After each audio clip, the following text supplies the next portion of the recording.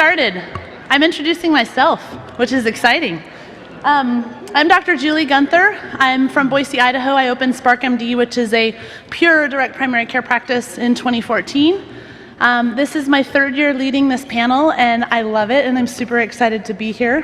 So thank you to Doctors for Patient Care for this really great conference. Yesterday, my mind was about to explode with content, so if you're fairly new to this dialogue, I apologize. I can't imagine how your brain feels. The purpose of this panel today is to provide the opportunity to have grassroots, authentic, real dialogue about all of the challenges in direct primary care, the good, the bad, and to have an opportunity for all of you to ask questions of 6 great DPC doctors about their authentic journey and kind of hear the dark side and the good side, and hopefully be motivated to do this and empowered with some tools, some real practical tools. So I like this slide, particularly in light of what our country is going through right now, but I think this summarizes one of the main impetuses for a lot of us doing DPC, and one of the things that rewards us the most, which is we get to be the reason somebody believes that people are still good. And that is what's going to transform our profession, in my opinion, is when patient after patient after patient realizes that we're on the same team. And DPC provides the space and the time for us to do that. So before these wonderful panelists give us their input, I wanted to talk about yesterday. I've heard a lot of talks, and I was really inspired both yesterday and this morning, particularly by statements like, it's easy to standardize treatment protocols, but difficult to standardize patients. That we are drowning in a tyranny of metrics. Dr. Paul Thomas's Ikigai, and challenging us that we really can find a place and a time where we are our whole selves and we're fulfilled with what we do. Dr. McKnight's really great analogy about feudalism and overlords, which is a little tongue-in-cheek but actually really poignant. And she offered that we need not just time but the space to do what we do, and challenged us, I think most importantly, to be defenders of our profession. Dr. Josh Umber reminded us in his simple but powerful way, it can be done, and that harm includes financial harm. Dr. Chad Savage, with my favorite, insurance is the financial calamity. And then Dale Bellis from Liberty said, our profession is profoundly challenged by lethargy, malaise, and insulation. And then many more inspiring talks today. This morning, I had a quote in my head. So I'm known for being pretty frank, occasionally cursing, and I've tried very hard to be transparent with my own DPC experience. Often there's an over-under on how long it'll take me to curse. I'm going to try really hard not to. So you could have a bet on will she succeed. That would be like a 50-50, right? But one thing I've thought about a lot is as this movement grows and as more and more people find their truth in DPC, I would encourage you all to be mindful that the people that went before you or I had a very different road to hoe. So Josh has said to me, and I'm sure he got it from one of his business books or maybe just his own brilliance, but he said, the people in the front lines take all the arrows. So I want to encourage you to please have a little bit of humility, that the struggles of Jeff Gold, for example, having to get the state insurance commissioner to say what he does is acceptable to do in his state when no one else is doing it, under threat of pretty tremendous professional and personal catastrophe, is not only expensive but time-consuming. So one of the first DPC conferences I went to, just another person in the room saying, EMRs are just billing tools, not patient care tools, I started crying because I was the only one in my community saying, this is broken and this is bad. And so more and more of us are saying that, which creates an incredible community, but that community didn't wildly exist 5-6 years ago. And the DPC community is not the only community that's been saying that, right? We've got Pamela Weibel, who's been an incredible advocate for physician suicide, saying this is unsustainable, this is harming us. We have the ideal medical practice model. This is something that a lot of doctors have sort of slowly been bubbling up. But one thing I was thinking about this morning is that transparency, which we don't have a lot of in healthcare, and we certainly don't have among our colleagues, although it's coming back, but transparency in how we feel, where we are, what we've accomplished, what scares us. Transparency is something that cures a great number of maladies, but particularly it cures isolation. And when you're in your startup phase and you're one of the few in your community, you're the only one in your community doing this, it is scary. And all of us who've been there know that. The first, you think maybe 3 months? No. The first like 5 years, which is where I am, are scary.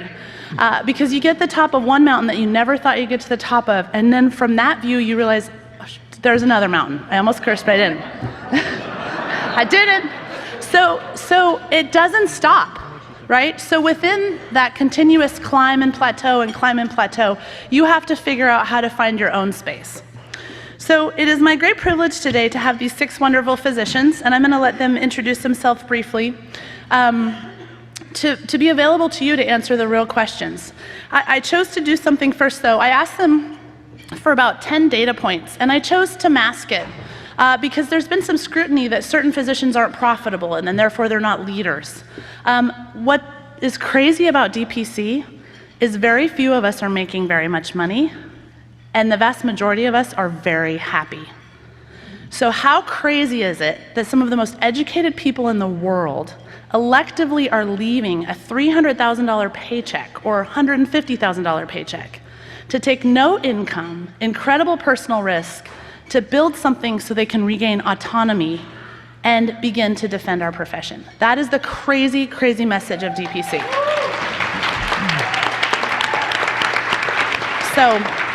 And someday we'll be able to talk about that, but no one wants to hear about doctors who don't have money.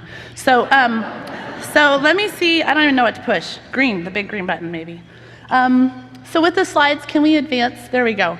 So just to summarize, this probably came up in one of Phil's lectures, but when I opened, I was practice number 124 or 142 that declared like, hey, I'm DPC. There's now 930 practices in 48 states. 28 states have legislation or some sort of protective letter, which is phenomenal. Phil is determined to go in the 2 states that don't have DPC, so I hope he does that. We have organizational support, which is part of our growing pains, but also incredibly empowering. We have Doctors for Patient Care. We have the American Academy of Family Physicians. We have the Direct Primary Care Coalition, the Direct Primary Care Alliance, which is new. We have Facebook pages, regional meetings. We're starting to work together, which is incredible. And we have an overriding culture of collaboration and mentorship, which is not something I had among our physician community before DPC. We have amazing tools. We have vendors that are philosophically aligned with us and trying to create a product that helps us grow our business. And that is awesome. The themes of direct primary care, which hopefully you've heard today. Direct primary care in general is physician-driven. It has transparency in what you do, what you offer, what your pricing is. And I think we heard Doug and Allison kind of joke about that today. Be very clear about what you do and who you are. And that's a great opportunity. Physician-patient collaboration model, right? Because we have space and time. Open access model, we try to get people in same day, next day, handle problems as they occur. But more importantly, we are the hackers of healthcare. So, yeah, last night at 3 a.m., I was sitting on the ground in a circle of doctors, and I can't remember who it was because my brain hurts. I was not drunk, but my brain hurts. But one of the doctors, who was it? I don't know. One of the docs that was talking goes, "Isn't this amazing? We're total geeks. It's 3 a.m. and we're sitting on the floor bragging about how we drove the cost of a lab down by $2. Like, there are all these cells of physicians all geeking out on like, oh, here's how you do this. No, if you buy this, it's cheaper.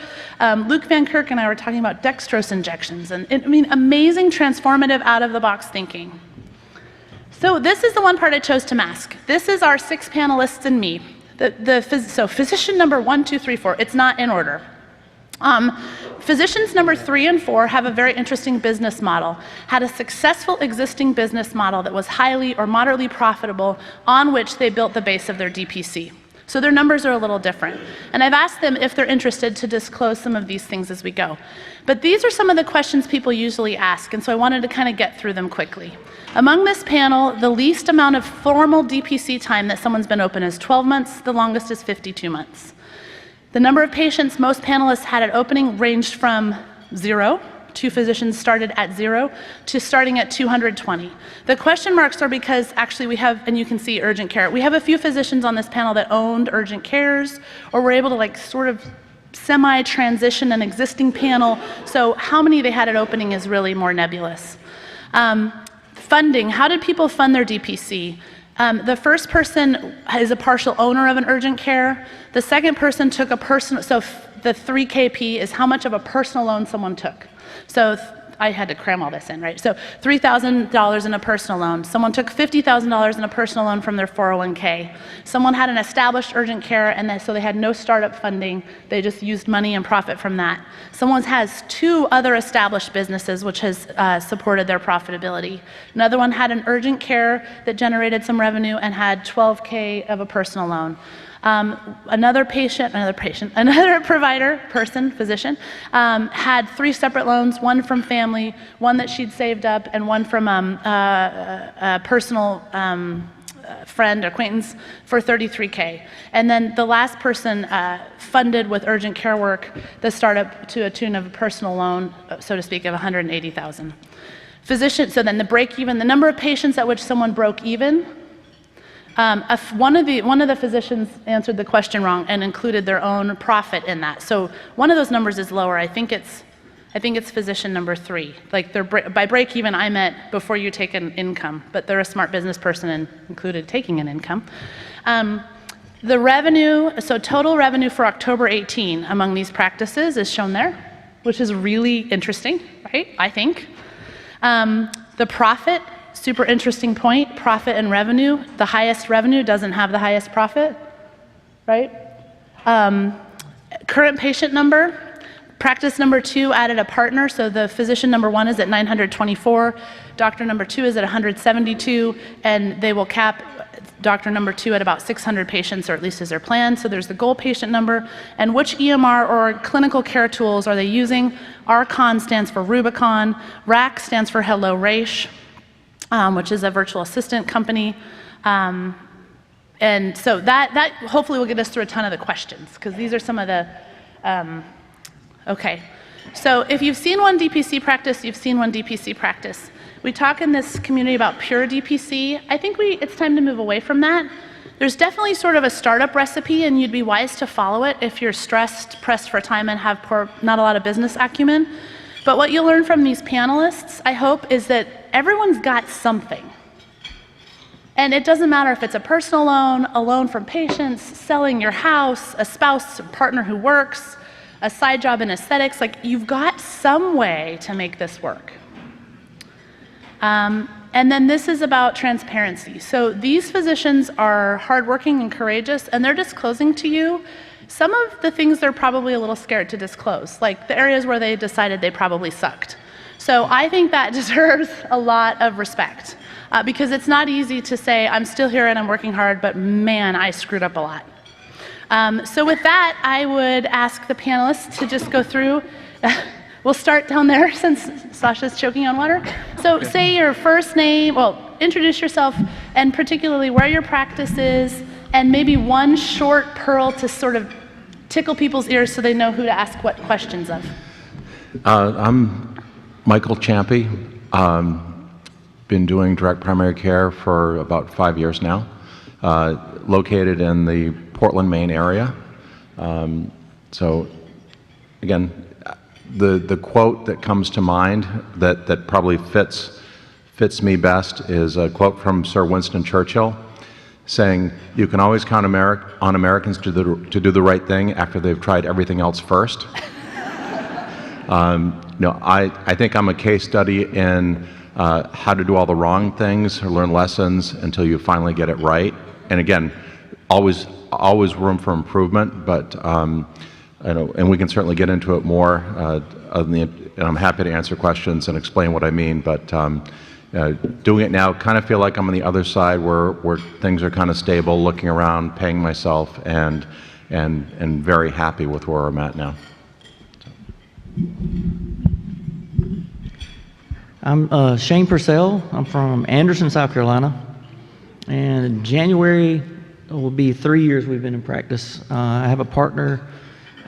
We're 50-50 partners. And we have one employed physician and just hired a 4th employed physician. And so my biggest comment would be that you guys can do this. If you want to do this, if you feel the urge to do this, if you can do medical school, if you can do residency, you can do DPC.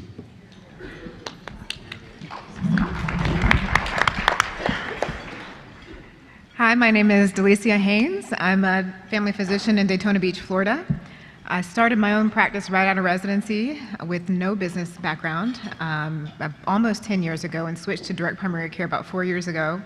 Really more of a mental health decision than just a business decision, but it's worked out both ways. It's been just me. I'm single in all areas of my life. But we will be adding a physician part-time here shortly. Hi, I'm Rob Rossborough. I'm in Silverton, Oregon. I transitioned a 20-year fee-for-service practice into DPC in April of 2017. Best decision of my adult life. Would never change a thing, actually. And my pearl is that this is a whole room full of collaboration. So if you're contemplating starting a DPC, find a mentor, find somebody that you like and can pick their brain, because it was super helpful for me. I'm grateful for all of my mentors. Hi. Nope. Just kidding. Okay. Hi, I'm Heather Bartlett. I'm from Columbus, Ohio. I started with 0 patients, and it was a mental health decision too, of trying, seeing the breakdown in many different facets of healthcare between working in urgent care, ER, pre-admission testing, employed outpatient, and finally had enough is a short version. I'd say 2 tips would be grit, learn it and become it, and always be planning. And I'm sure we'll touch on all that, what that means. Gonna have to pass that. Hi, I'm Sasha No. My practice is just in Apollo Beach. It's Florida. It's just south of Tampa. I actually started my own practice straight out of residency. However, it was not a DPC practice. And I started the practice as a traditional practice that I had studied from mentors when I was in residency. And so it was a very successful practice, but I was in the hamster wheel, and still am, because I'm transitioning a traditional practice. In 2016, I attended my first DPC conference in Dallas, I believe it was, Texas. And that is where, actually that was a point in my life that I went through a very difficult health scare, actually almost died. So I had to make some shifts in my, how I approached medicine.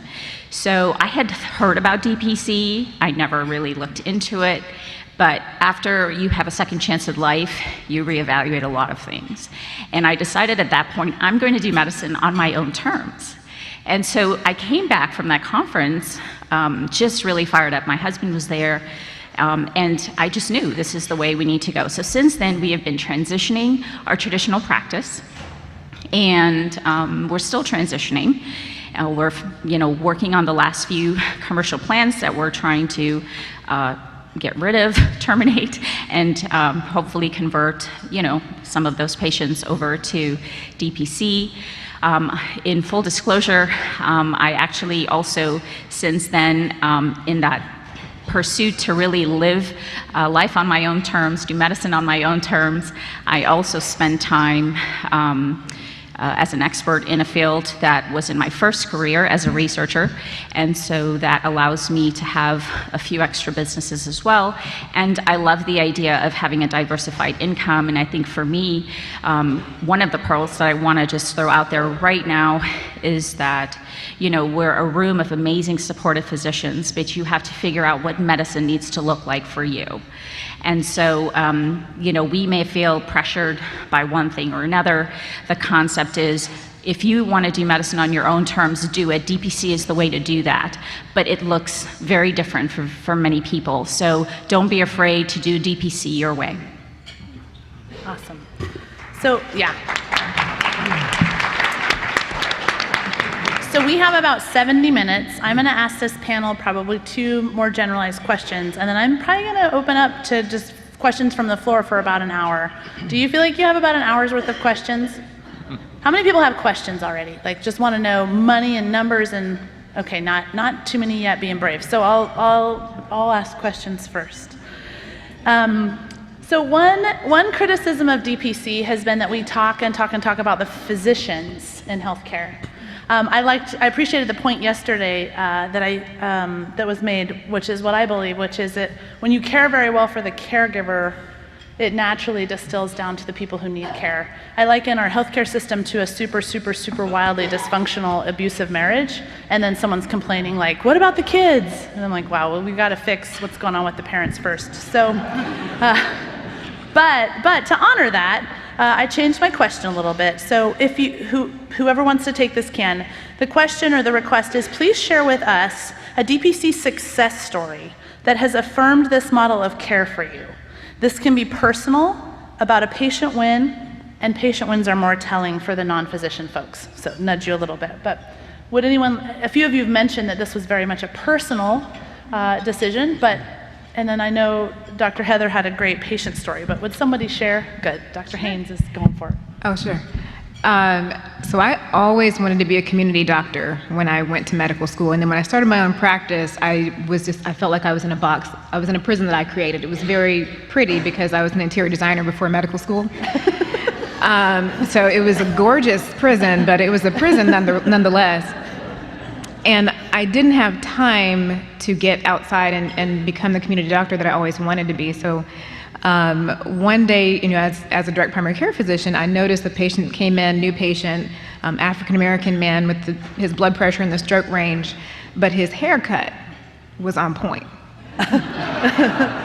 So I looked and I realized, okay, I know where he's not going, but I know where he is going every 2 weeks or less.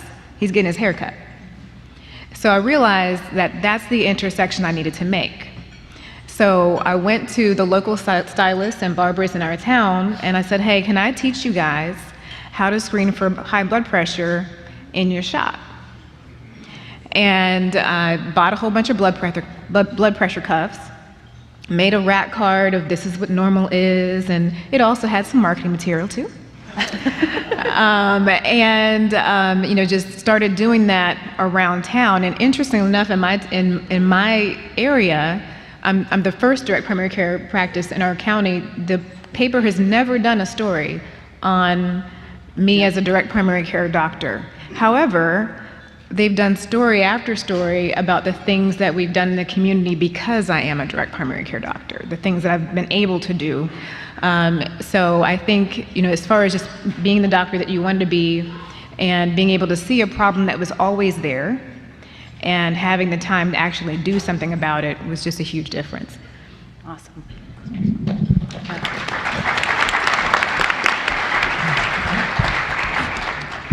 So it was earlier this year that I had a patient who texted me and said, I've got a friend that I'm sending your way. He's really sick. I hope you can see him soon. So a couple of days went by, I didn't hear anything, and all of a sudden this person enrolls and I see him. And he's not really giving me any hints what's going on. And finally he's like, I've got bright red rectal bleeding for 3 months nonstop. And I was like, oh, no insurance. He works as like an auctioneer kind of scenario.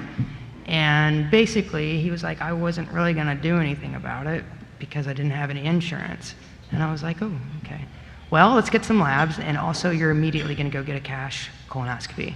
And he didn't fight at all. And he did, and within like 10 centimeters, they found a mass.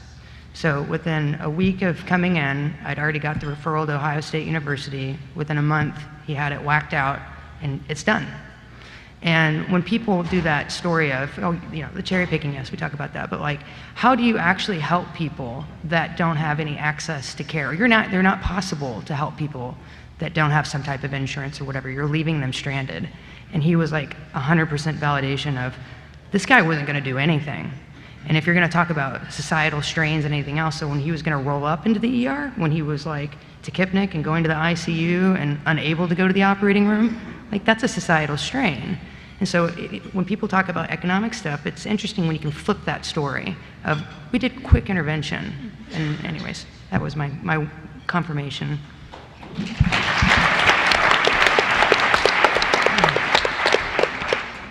Anyone else want to share a win? I'll take one. Yeah, good. So I have, and this is sort of a common one, I guess, that a lot of us see, but it's good to hear the common stories too. The had a 50-year-old guy, not seeing a doctor in quite some time. When he was able to go, he was getting intermittent blood pressure medication. Had diabetes, blood pressure medication. In our community, he could get his diabetes medicine for free at Publix pharmacy. And his blood pressure was not very well controlled because he was going to a local pharmacy, a chain pharmacy that I won't name, and paying $225 for losartan, which is a generic medication. He was able to come to our clinic, which we had losartan on our shelf. He walked out with a 3-month supply of losartan for $12, which covered his entire year. The savings covers his entire year of our membership. And he's been back many, many, many times now because he's able to afford that. His blood pressure now, obviously, is a lot better.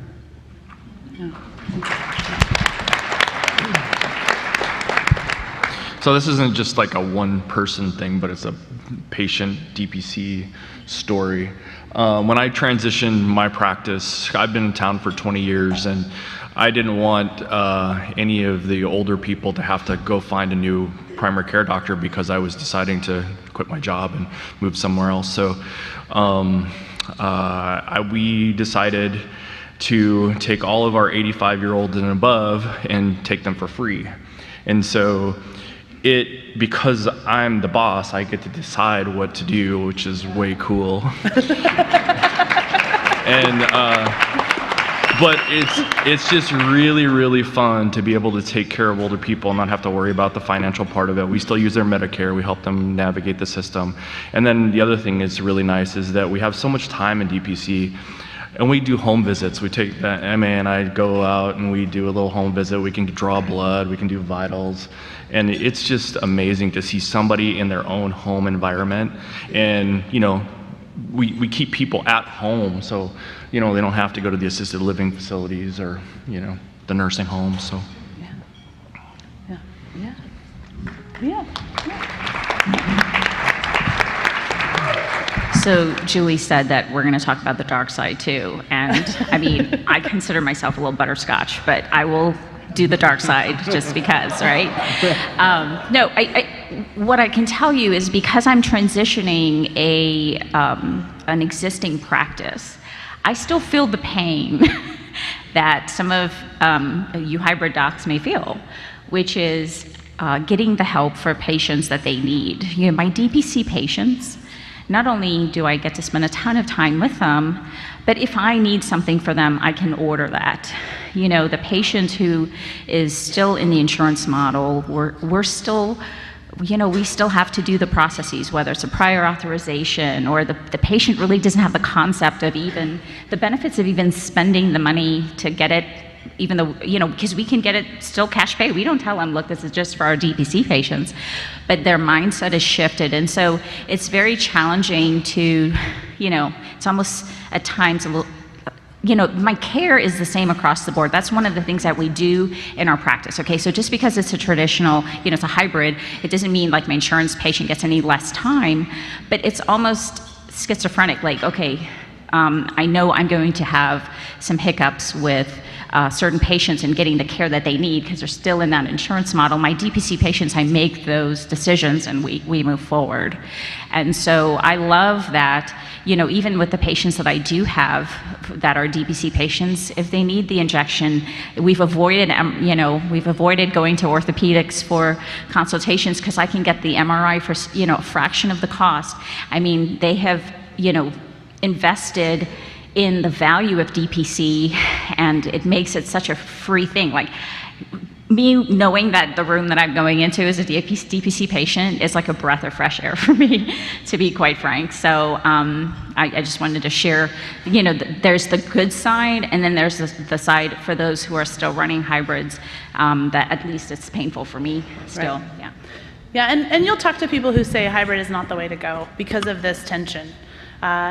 but a number of hybrid meaning, and I think there's a couple different references to hybrid. So one version of hybrid is you allow people to pay cash when they're seen. So you still run a fee-for-service arm where people pay cash per visit. And some physicians have very wisely figured out, okay, the average patient comes in this many times a year. If I mark the labs up a little bit, the meds up a little bit, but they're not a member, they actually end up making about the same as the people who pay the monthly membership. So that's one business model that's all cash or credit card. The other hybrid version that you hear more commonly is people have one foot in the insurance-based fee-for-service world while they're trying to put their other foot in DPC. And that can be incredibly difficult for some of the things Dr. Sasha is pointing out.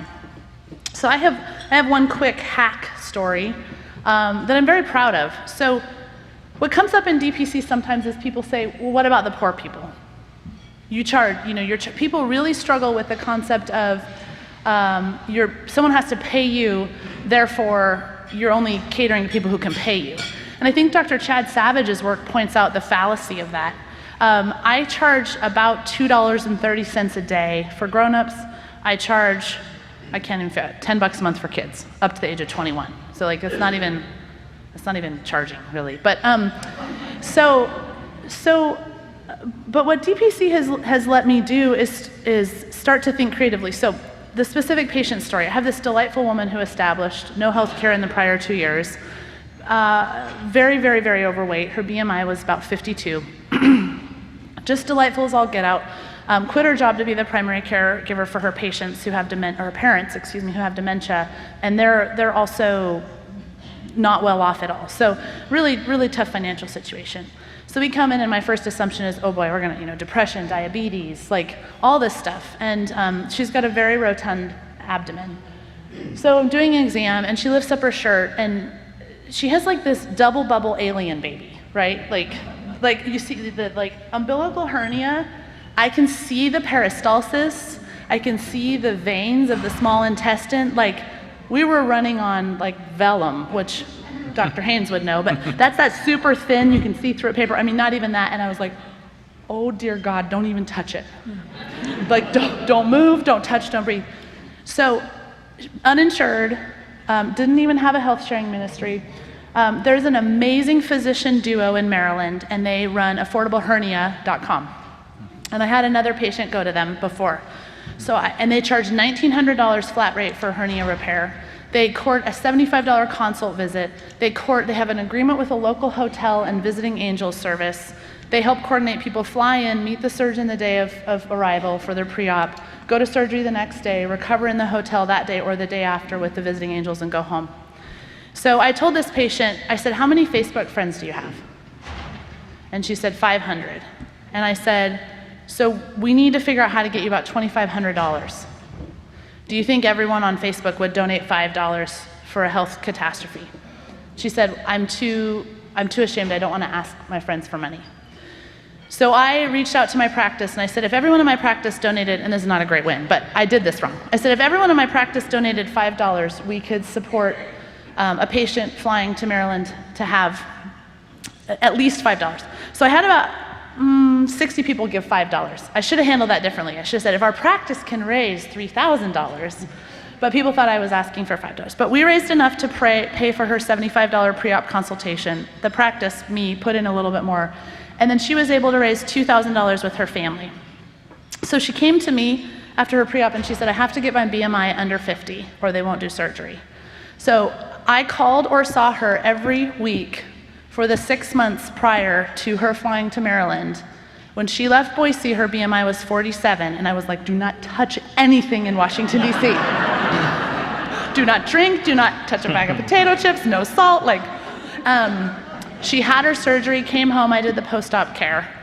And I've once called these surgeons and like totally geeked out, and I think they think I'm a total freak show and been like, oh my God, you're amazing, have you heard of DPC? But this woman would have cost the system, this woman would have cost the structure system at least $14,000 to $20,000. And that would have been the best case scenario. The likely scenario is she would have died with a hernia rupture because she was not gonna go to the ER.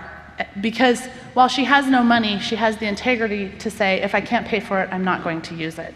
So when we drive price down, or when we have price transparency, we can help people. When surgery, and she also hadn't been on an airplane, so she was going to book like a $1,000 flight, and so we sat down and went through Southwest Airlines, and I showed her the fare schedule. Anyway, we hacked that out, and then Priceline hoteled it. But and she got to go to Washington, D.C., which she'd never been there. So long story short, like when you have time and space and creative thinking, and you decide we can make this happen, you can save a patient's life for $3,000. And we all have those stories. But you have to start to decide, I'm going to make this happen. I'm going to figure this out. And there's millions and millions of more stories. I guess from the audience, if you're an active DPC, how many people have a story like that they're proud of? Yeah. So these are the stories that make it super fun. Okay. Question for everybody.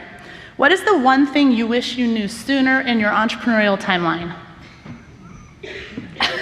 I know, we only have an hour. Okay. No, go ahead. No, well, I mean, so many things. I wish I had done a lot more planning. There was a point, 2013 is when I decided to go third-party free, because I got a letter from the hospital. I was part of the Physicians Health Organization, which did collective bargaining with the insurance companies. And they told me, well, I got an email from them saying, you have to join our ACO, which I have tremendous moral problems with because it incentivizes physicians to cherry pick patients and provide less care. And what really got me was they said, can you please send us a PDF of your letterhead and your signature because we want to start communicating to your patients on your behalf. And I'm like, no, that will not happen. And they said, you have to do it. And I said, don't ever tell me I have to do anything. Yeah. So without much forethought, I told them, take me out of your arrangements. And they said, well, you can't do that because you'll go broke because you need us. And I said, no, you need the doctors. So I just, yeah. So without really doing any research, we resigned from all insurance companies, opted out of Medicare, and we decided we'd kind of figure it out from there. So that was not a smart thing to do. Like I said, we had a rough time for a while. We figured out, we did, again, it was a cash fee for service for several months before we decided to go to a DPC, cash fee for service hybrid, because we were really competing against ourselves. And I was the only one in the area that was doing it, so we were kind of making it up as we went along. Fortunately, another organization, the AAPS, has a lot of website, they put a lot of YouTube videos out, which were really helpful about opting out, about DPC and so forth. So we really learned it as we went along, and like I said, we've made a lot of mistakes along the way, and trying to do everything yourself is not necessarily the smartest thing to do. Sometimes it's worth going into a little bit more debt and farming things out. I decided I was going to learn how to do websites, and I was going to learn how to do this and that, and maybe not the best use of my time, but again, it's one of those things you have to learn by doing. One of my mentors used to say that good judgment comes from experience, and experience comes from bad judgment. Yeah. Let me just add one thing to what Michael said. As far as insurance contracts, I'd be willing to bet most people in here have never read their insurance contract that they have with Blue Cross Blue Shield or whoever. Probably Phil's probably the only person in here that's read one of those. If you're currently planning to get out of those, you need to figure out where those contracts are at as soon as possible. Read those specifically to figure out what it takes for you to get out of those contracts, because it could take you 6 months to get out of those contracts. The language is very tricky, and most of them never end. So if you think you're out of it, you may not be out of it. I just want to quickly add to it, just to make this story even more bizarre regarding the contracts. The PHO maintained the contracts, and we said we need the contracts because we know that we have to, contact the insurance companies if we want to, do our own. Again, because we weren't sure exactly what we were going to do, because I was doing it as a knee-jerk thing, and this will shock people. They said, you can't have the contracts. They said, if you want to, you can come to our office and look at the contracts. You cannot photocopy them. You cannot have copies of them at all. They are our property. You can't have them. And I'm thinking, why in the hell did I get in bed with these people in the first place? How many of you need a vacation? Oh, I know it's more than that. Like, for real, how many need a vacation? Okay, take it. So what I wish I had done that I didn't do was I felt like I had to rush in. I went to the Direct Primary Care Conference, and then the way the universe works, Blue Cross sent me a contract with a 40% cut to how much they were going to be paying for our services, effective on a certain date. So I made that the date I was transitioning. And I was struggling with depression. And what I really needed to do was take time to heal myself. And I think that coming from, the very first step, physician heal thyself, I needed to take a vacation, but because every bill that comes to me has my name on it, I felt the need that I needed to push and I needed to work and I needed to strive. And what I really needed was I needed to rest and I needed to fill up my cup and then serve from that. And especially when I was going through my transition, your marketing and your communication, what's in you comes out. So my victim language was coming out. And of course the patients are like, okay, but what's in it for me? And which is true. And I wasn't communicating that at first because I wasn't coming from, a place of being whole myself. So definitely take some time to take care of yourself, take care of your family, and then make your transition. I mean, you're not going to be perfect. Like, we all have stuff going on, but really take care of yourself first.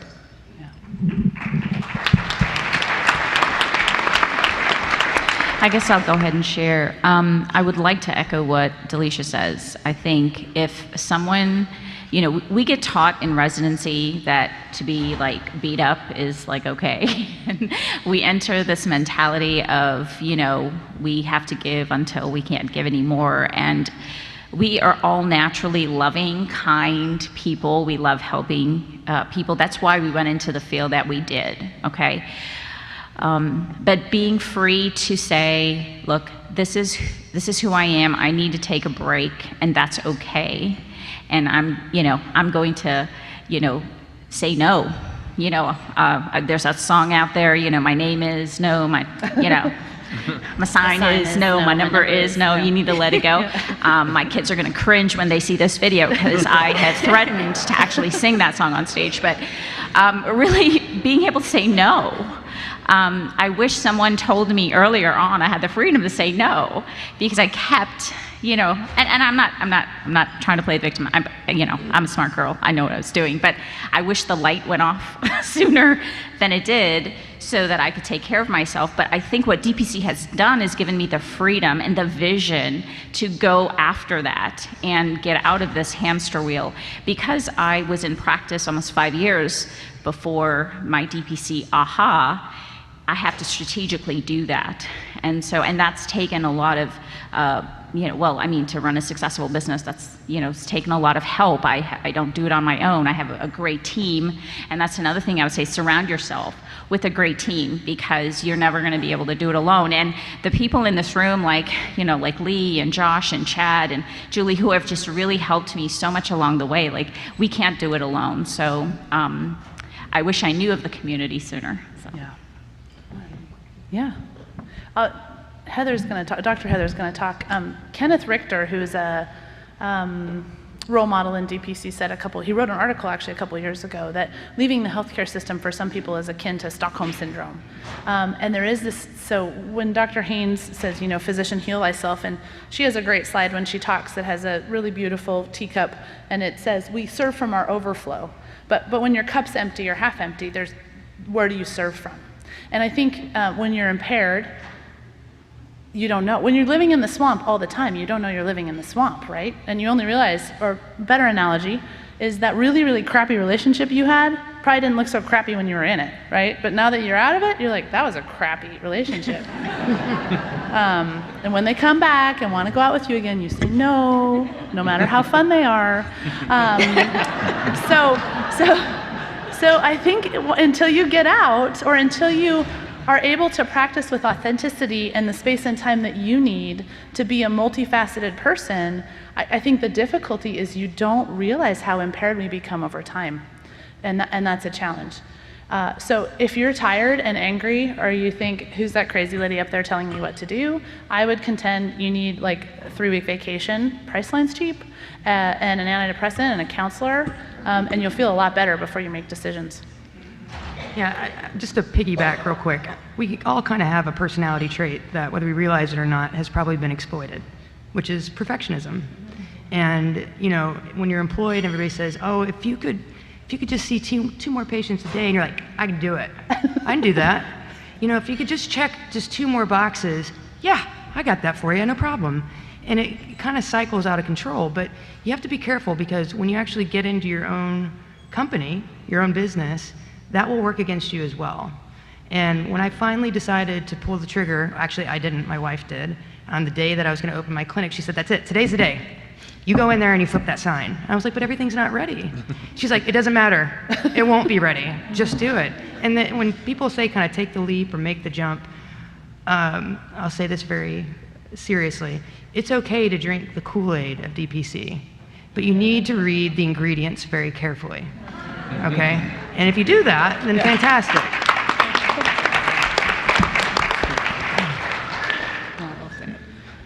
All right, so we have 43 minutes. Let's open for questions. Who was there first?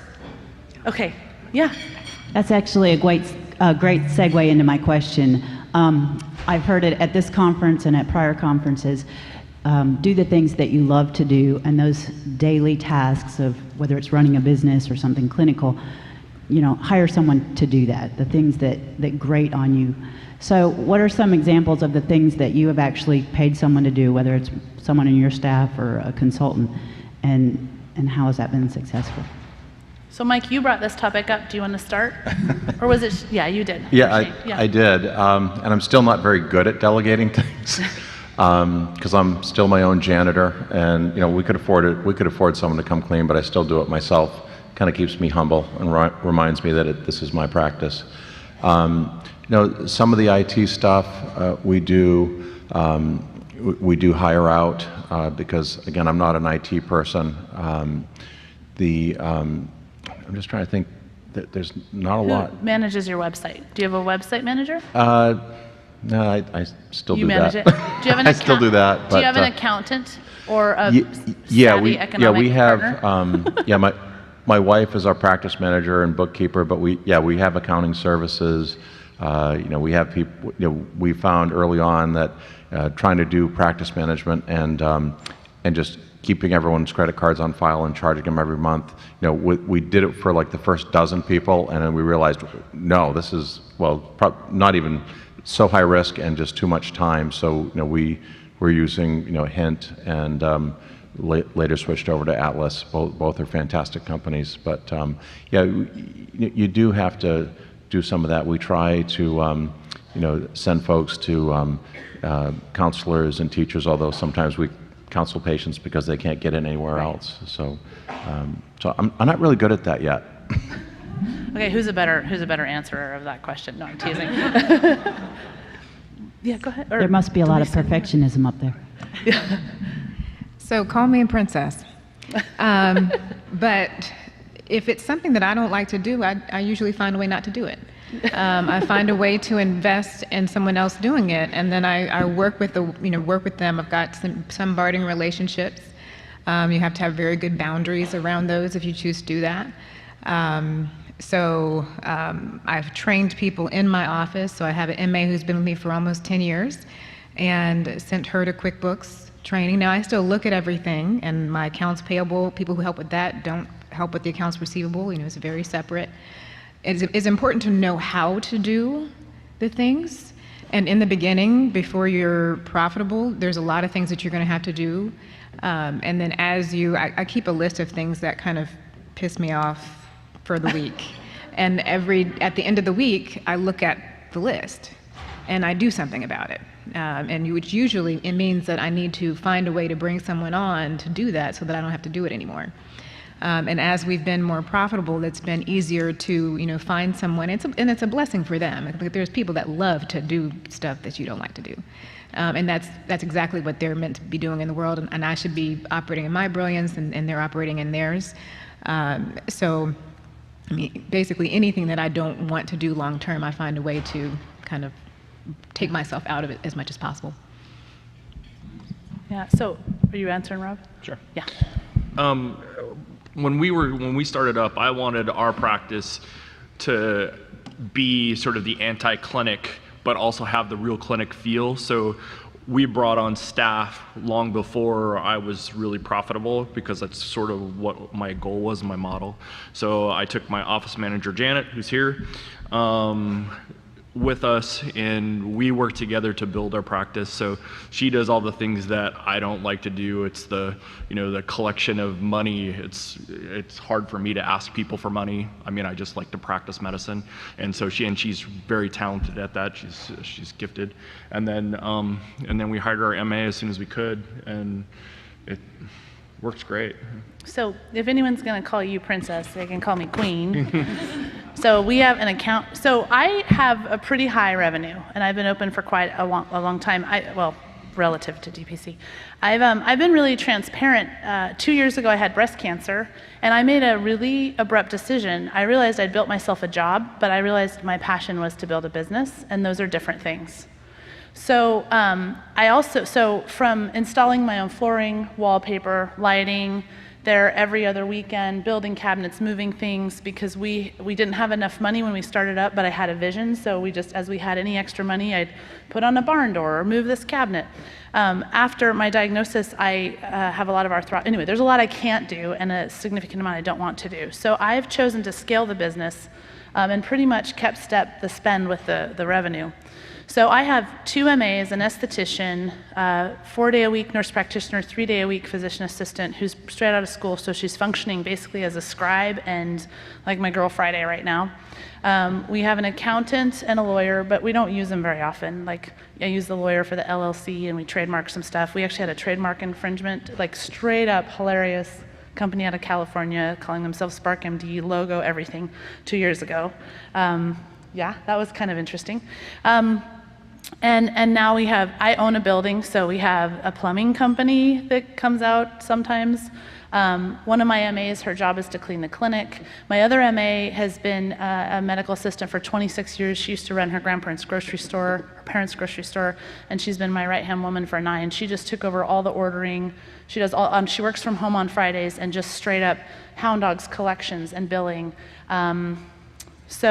But this has all been a transition, I'm trying to transition to where I'm running a business and sort of a medical director role rather than boots on the ground all the 24/7. And that's a different path than some other people have chosen. But in doing that, I have people. Yeah, go ahead. So I would like to reiterate that when I came out, medicine was my third career, is my third career. And I was older when I started medical school. I was in my early 30s. And I knew when I got out of residency training, I wanted to be my own boss. Did she mention she does aesthetics on the side? Because you look like you're like 22. That's all I have to say. So that's the butterscotch She's secretly genes. 80. Butterscotch genes. But what I would say is that I knew right out of the gate, and that may be a little bit different for some docs, and maybe some docs might judge me for that, but being an older, graduate, I had 2 kids while I was in med school already. I've been married 26 years. You know, I'm further along, was further along in my life, and I knew I wanted to build a business because I wanted to leave a legacy for my family.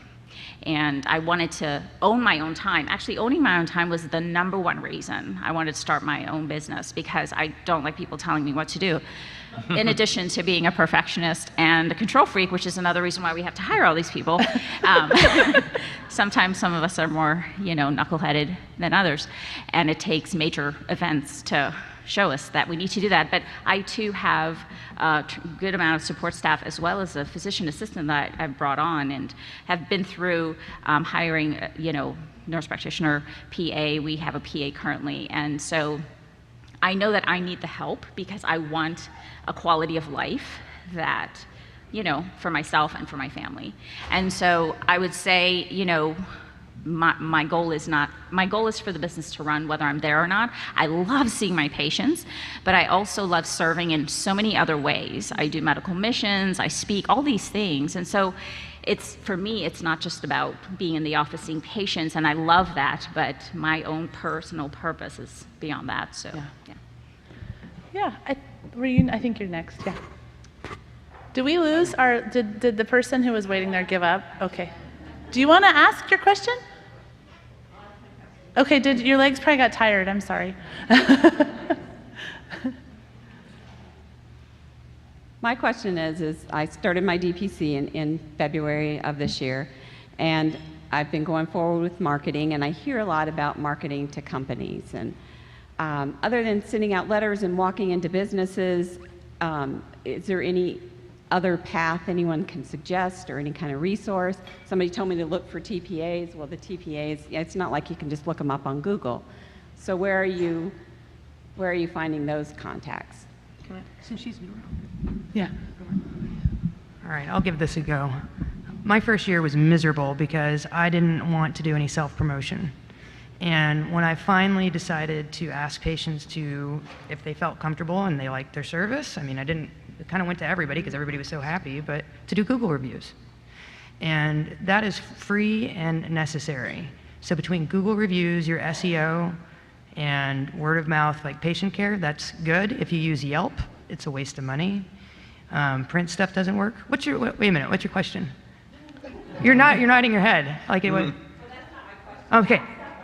Oh, okay. I'm asking a very specific question, and my specific question is, I want to now be able to market to small companies as having their employees enroll. Okay, I didn't hear and that. I That's understand different, how right? it would work if they did. What I can't get to is, how do I break into that marketplace? Who do I talk to, and how do I talk to them? So here's my suggestion. Here's probably, well, everyone who's been open more than a year, please stand up. Come on, it's a good stretching opportunity. All right, so this is going to be vote by, so I have, if after a year you believe the way you're going to succeed is working with businesses, please stay standing up versus individuals. I plan to do both. Right. I just want it but as my another point, My part. point is, look who's remaining. So you need to talk to these people. What I have found, and I think what many of us has found, is the businesses are really, really hard. They're put out there as the holy grail of DPC growth, and they're really, really, really hard. And most of the businesses for which our model resonates have incredible employee turnover. So if you do get in, and 3 years later you get in again, and you finally have a handshake agreement, and they have 30 employees, you get 3, and you then have to collect from the individual, because most businesses will pay for the subscription or the monthly fee, but not the rest. You have to collect from the business, and then you have to collect from the individual, and most of those companies have really high turnover. So there are people doing this well, and when I started, I was like, man, if I could just get like Atlas, a lawn and garden company with 30 people, that would be huge. But I think all of us are finding that's not how it works. But there's a few people standing for whom it worked. And I hear a lot of frustration in your voice, so I'm just going to acknowledge that. DPC is extremely collaborative, as you know, and as much as we talk about the businesses as being the holy grail, it's not been operational for most of us, I would say. Yeah, who are you pointing at? Good. Yeah, go ahead. Yeah, I can give you some tips on that for what we do in our community, and every community is different is another issue. Some communities have really good, like, Facebook mom groups that are really good. There's like, I think Lori, who's a colleague of mine in South Carolina, some other people have gotten on to, in North Carolina, Corey has gotten on with some moms business groups on Facebook and have taken off some of those small businesses. But in our community, we tell people to go to clubs, go to Rotary clubs, speak, get in front of people, tell them what you do. We use, went to 1 Million Cups. I don't know if you've heard of that group. There are many countries, cities you can go and speak in front of 1 Million Cups, which is an entrepreneurship type group.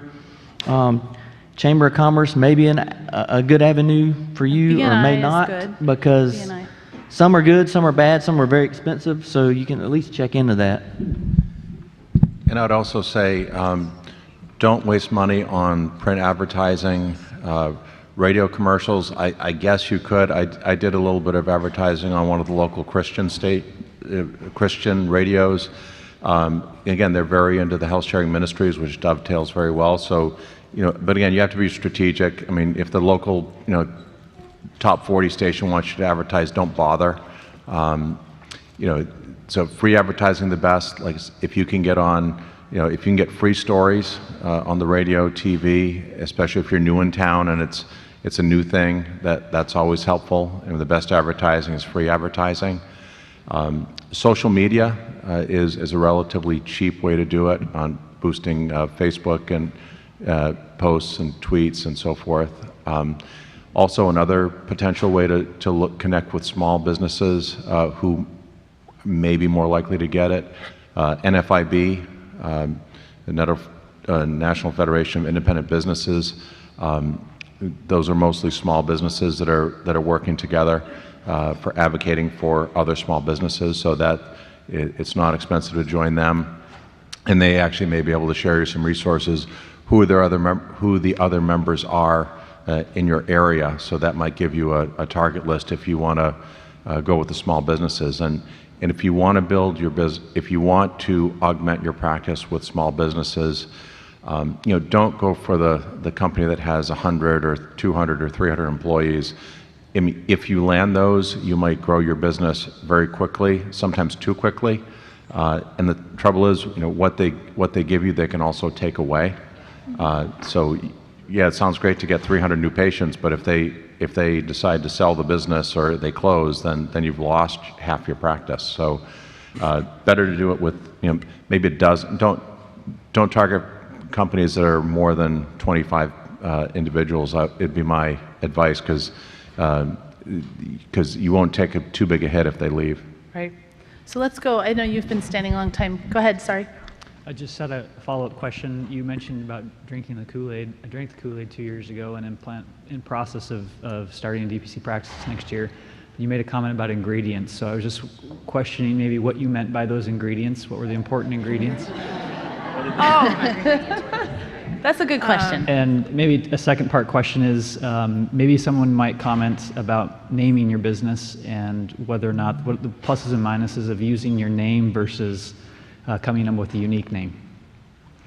Sure. So for the panelists, because it was a little quiet up here, he wants Dr. Heather to clarify what she meant about the ingredients in the Kool-Aid, and then some comments on how you chose your name. I sunk myself. Okay.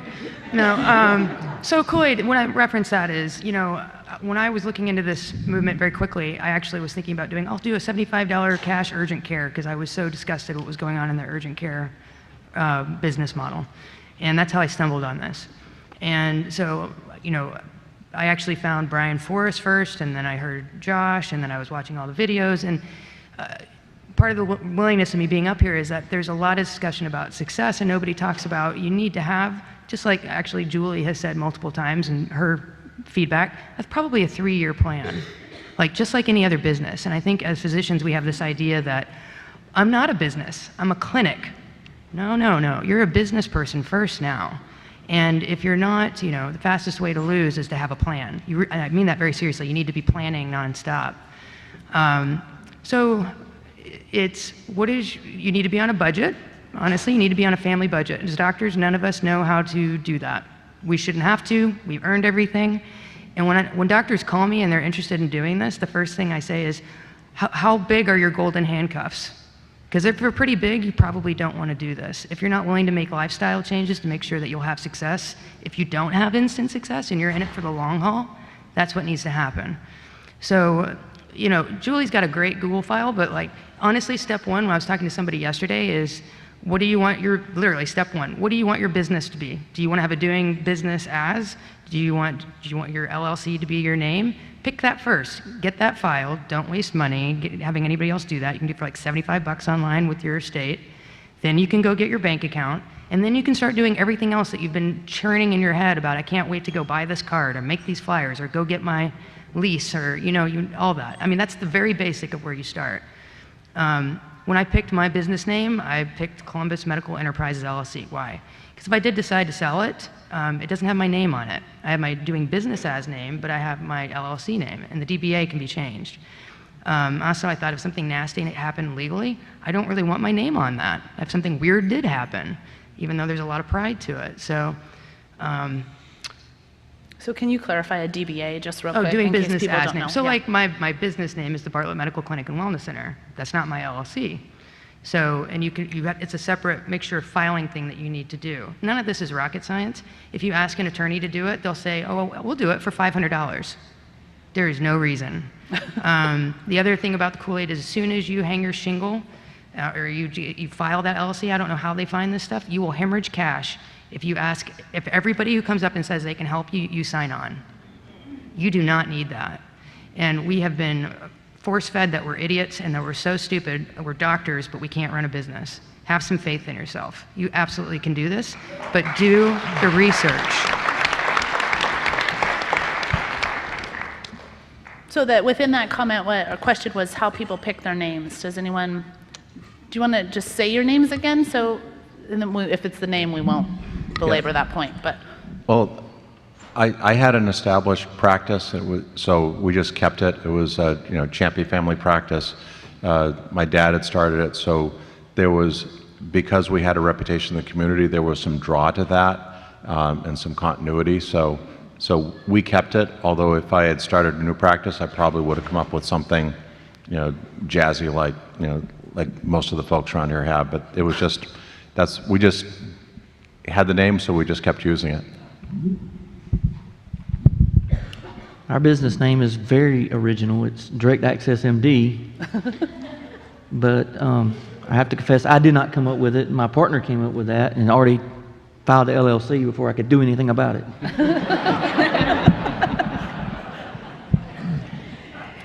So I chose Family First Health Center as the name of my clinic, and I chose that actually when I was in medical school.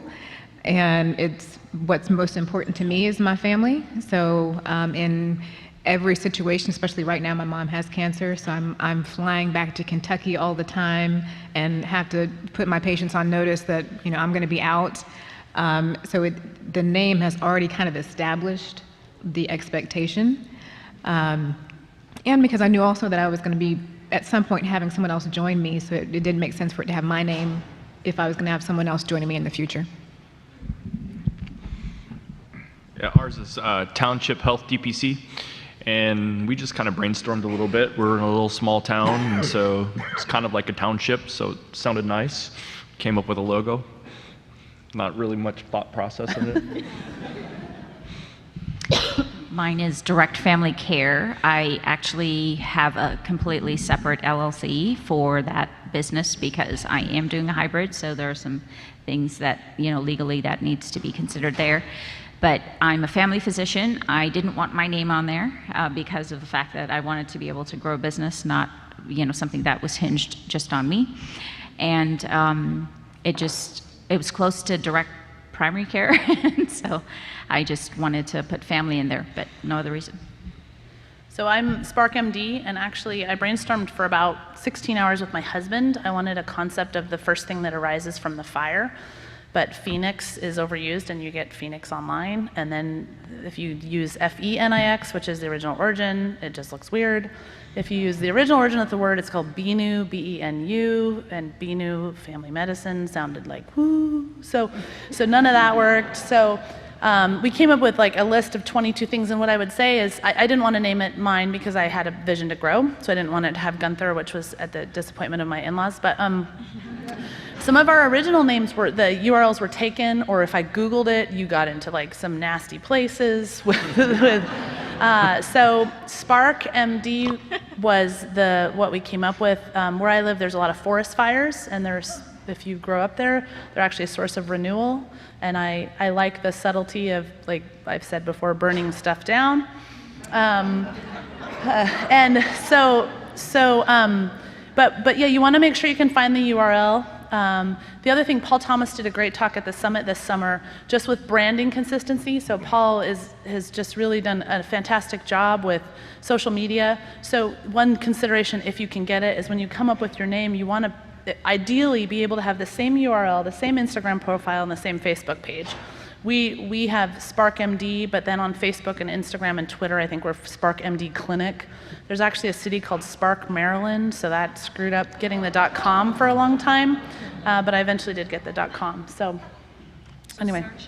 Search it if you're thinking about it. Yeah, so if you go to GoDaddy and you type in your idea, you can see if the URL is available.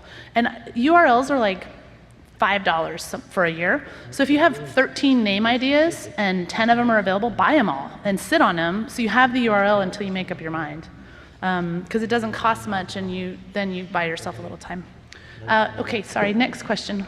Hello, I'm Emma Lowiner from Columbus, Ohio, and I've asked a few people this question, but I know there are people contemplating DPC here, so I'm going to ask the question again.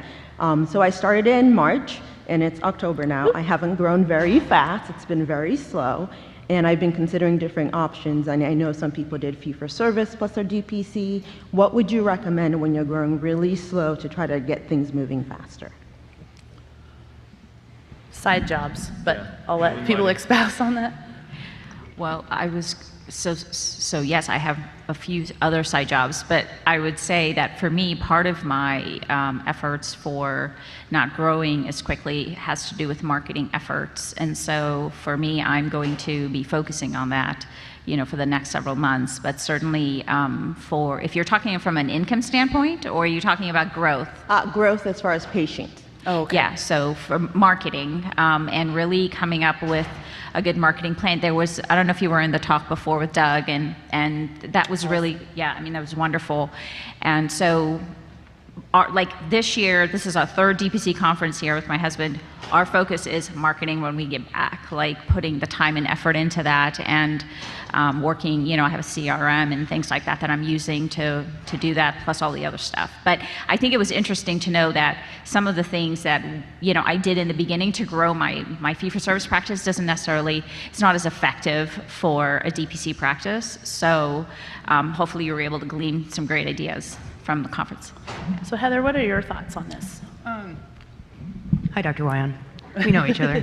I think part of, I'm going to not directly address you just for a second, but you bring up something very important, and it's something that we'd actually talked on the phone before she decided to open her practice, which is, what is the reality of the landscape of where you're at? And Columbus is booming, it's huge. We have 3 giant health systems that spend exorbitant amount of money slitting each other's throat, that it's hard to kind of get your message out there. It's very easy to get drowned out. And so that's part of it. But it doesn't, as people are starting to get knowledge of this, and when people are close to you, I'm like, hey, she's over there, you don't have to drive all the way over here.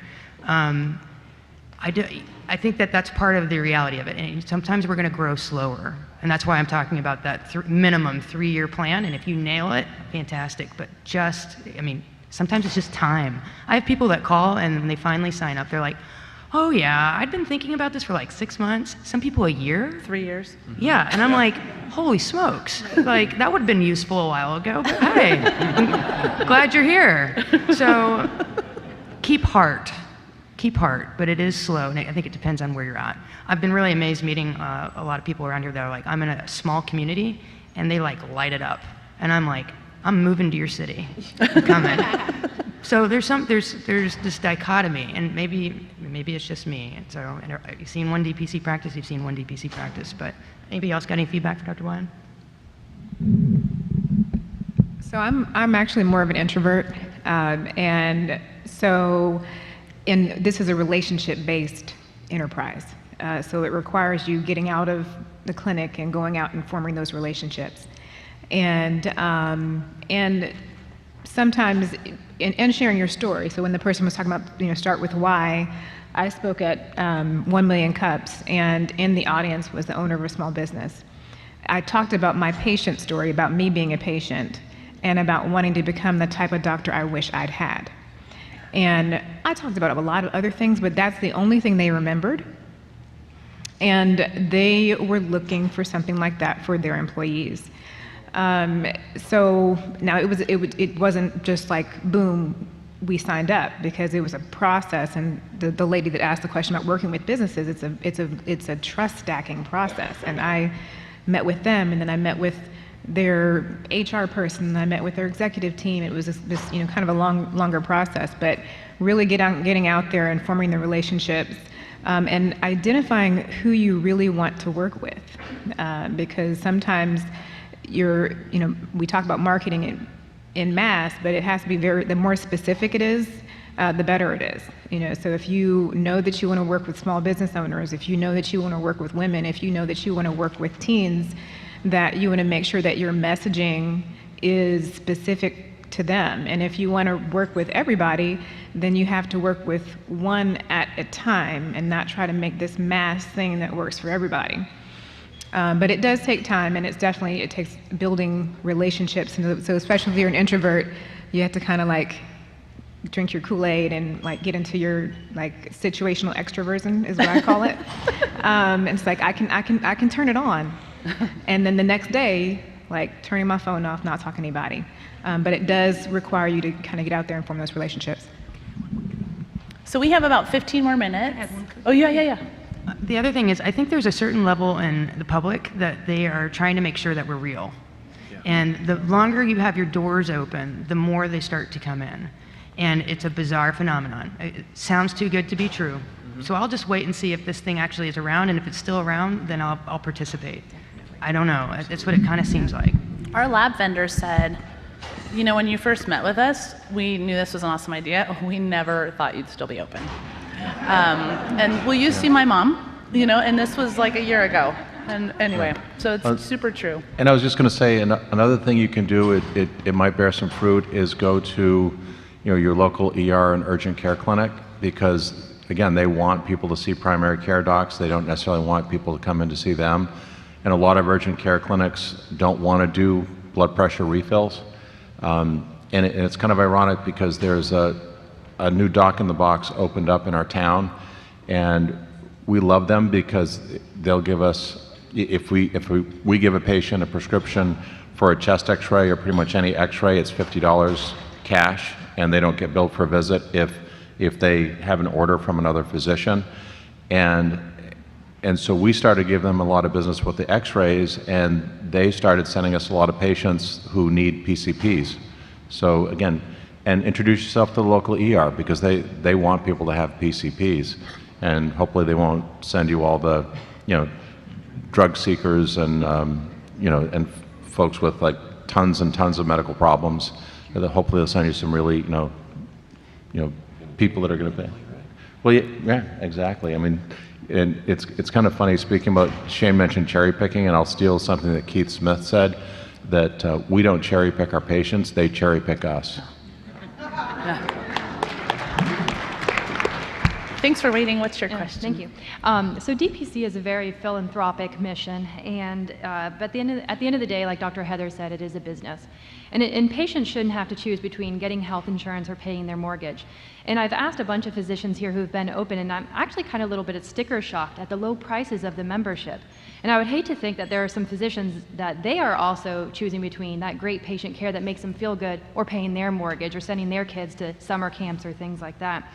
So if you feel comfortable talking about any financial hardships you had in starting, but more importantly, I actually am in the process of finalizing my membership fees. And I hear that there's kind of like three basic ones, that there are tiers based on age groups. There are just 2 tiers maybe based on an individual versus family plan. And I've also heard some that are based on access, like maybe if you pay the more premium price, you would get the doctor's cell phone number and after hours. But if you don't pay that, then you might be triaged by a mid-level provider. So How did you figure out where you were for your membership pricing and like the different philosophies behind them to help sustain your family so you're not putting a hardship on your family and choosing patients over them? Yeah, that's a fantastic question and very articulately put. Phil, are you still here? Where's Phil? Okay, so will you correct me if I'm wrong? So the paying, you used a particular word, the charging more for access is a dangerous, bad idea. Is that right? Right, so I got a thumbs up from Phil. So what I'm gonna, if it's okay, where did she go? If it's okay with you, can I change your question to, with where you are now, what pricing pearls do you have? So instead of talking about how people pick their pricing, basically, what have they learned or what would they do now? Because I think we've all had some pricing speed bumps. So who wants to take that? Yeah. So the one thing that I would do differently is I would probably price my... Sorry, can you say how you priced and what you would do? Okay, so people know. when we first started, I priced, there were basically 2 tiers, $60 for adults, $10 for kids, a family max of 120. So I have a lot of kids that I see that they're still on the family plan. I think that was too low. So about midway through my first year, as we were pretty much filling up, we changed it to $70 a month for adults and then a family max of $160. And I think that sits better. It didn't cause us any financial hardship, but it was, we end up like, we have a fairly big patient panel, but I probably 220 are kids and 85 plus seniors that we don't charge them, so. Basically what we did when we set up our model was we did, because it kind of, and again, we figured it was something that people would understand, and again, this is not insurance, but we kind of based, so people that are used to insurance would understand it. We said originally we were $50 for an individual, $95 for a couple, and I think $140 for a family. And it was really interesting because I had no idea there were that many families out there with 6 to 8 kids. But they all found me and they all seemed to network. So I got so many, people with, again, it was amazing. Like, yeah, we've got 8 kids. Like, oh, great. Not many of them vaccinate, which is another whole topic. But, and we did also, if people wanted to pay advance, we gave them paid 11 months they get 12 months for the price of 11, so that gave us an infusion of capital, which was nice. We do veterans 10% discount off subscription rates. We felt like the VA wasn't taking care of a veteran, so we could do a small part to do that. And boy, people love that. And the problem was, I was doing my planning because I'm not a business person. So I figured, okay, if we're getting $50 per member per month, then we'll do very well. Trouble is, we were giving so many discounts that we weren't getting close to that on average. So we decided to, about 4 years in, we decided we had to go up on our rates, and it was really amazing. We went from $50 to $60, and kind of the equivalent for couples and families, and it was amazing. I mean, some people grumbled, most kind of kidding, and I think we lost 2 people. And they were furious that we went up on their rates, and again, and actually both those people, we were really happy they left anyway. So yeah, it's important to do some reverse math. I mean, what do you think you're going to need to run your practice and make it decent living, and kind of go backwards from there? I mean, that's a good place to get a starting point, but you also want to try and think of all the eventualities. I mean, you never will think of all of them, but use that as a starting point, I think. And this is actually one area that I got right, and because I made a lot of other mistakes, but is to ask your patients, your ideal patients. I went out and I said, hey, I'm going to be transitioning my practice. We're going to be offering same or next day appointments, longer one time with the doctor, convenient virtual visits so you can get healthcare while you're traveling. What would you expect that to be? and their number was higher than mine by a lot. So I went with theirs.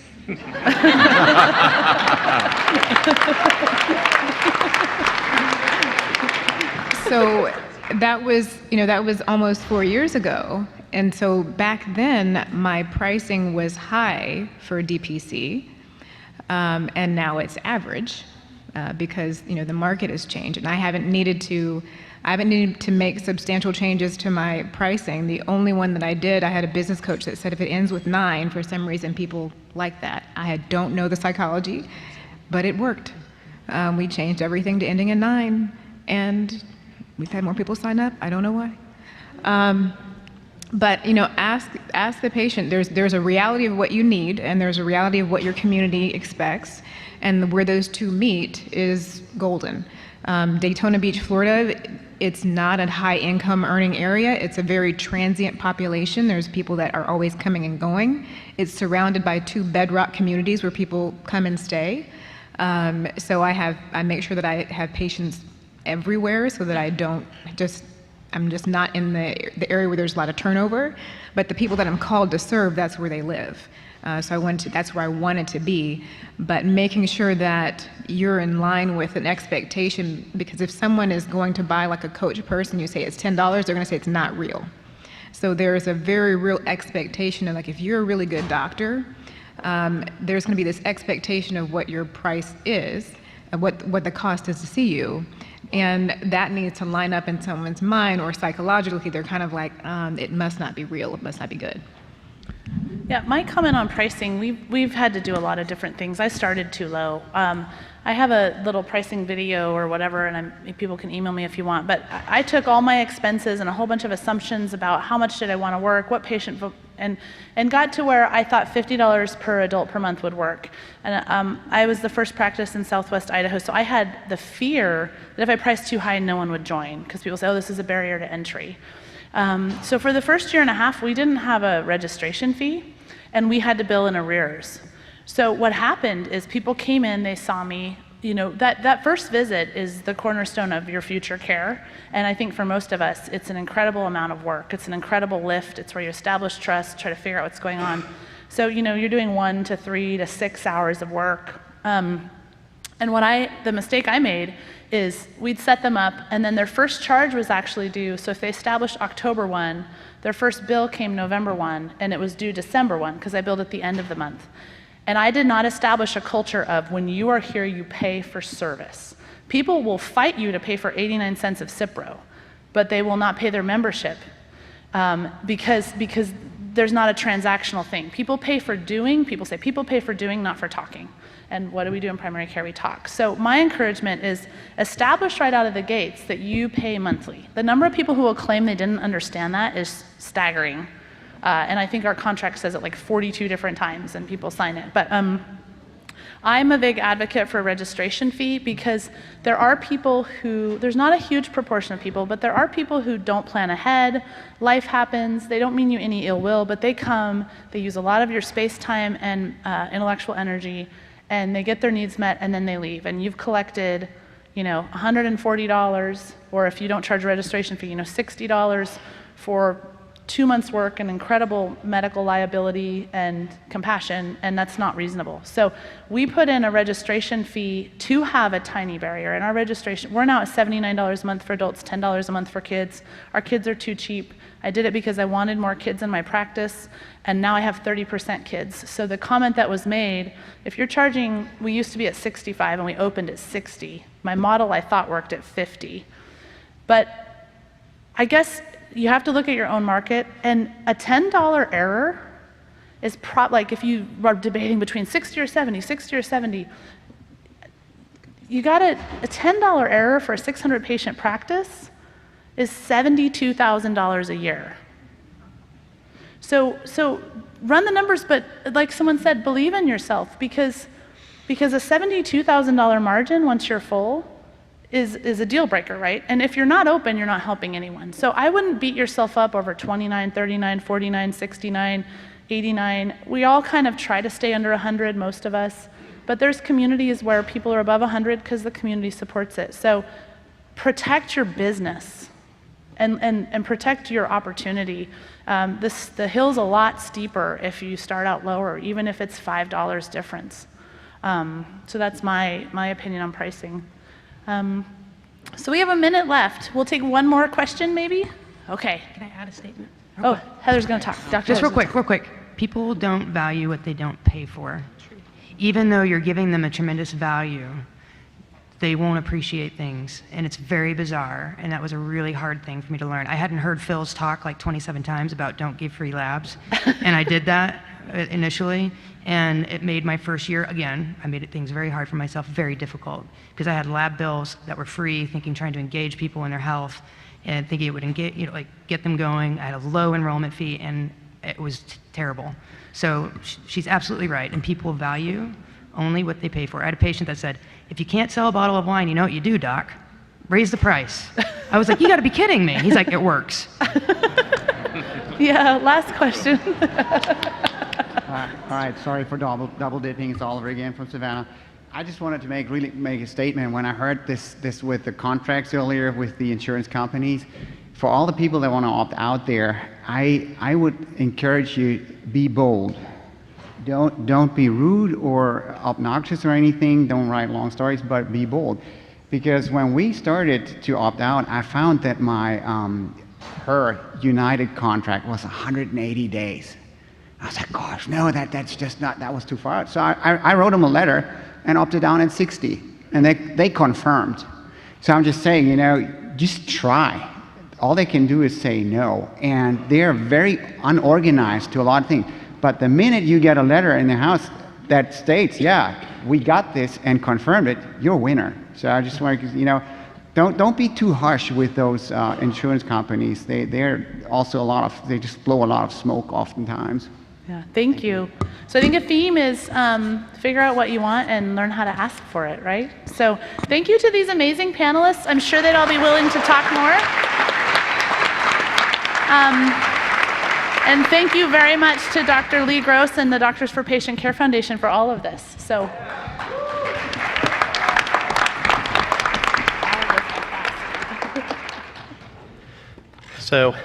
how about for Julie Gunther?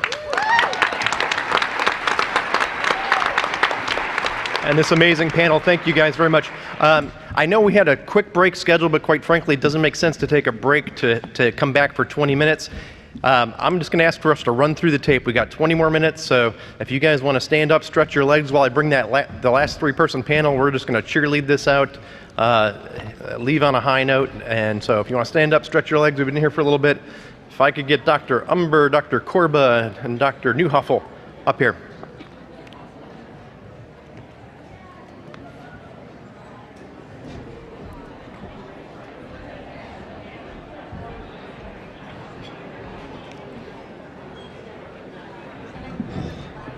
Josh.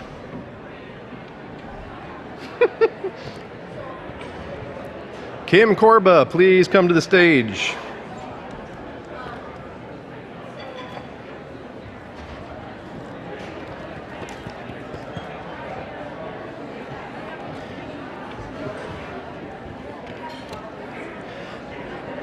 All right, so one of the things that we wanted to talk about with this last brief panel here is as this movement continues to grow, it seems like there's a lot of distractions, a lot of people trying to make their way into this space. You'll be approached by lots of people. Everyone seems to have some interest in engaging with direct primary care. So what we wanted to do is just have a brief panel on keeping this positive, understanding the winning recipe, keeping your eye on the prize, and how to keep the movement pure. So. Appreciate you guys. You are welcome to take the ambient conversations outside. I appreciate it, and let's just go ahead and again we'll kind of run it through the tape. So either please have a seat. You are welcome to continue to talk. Please just take your conversations outside, and we'll go ahead and get started. Thank you.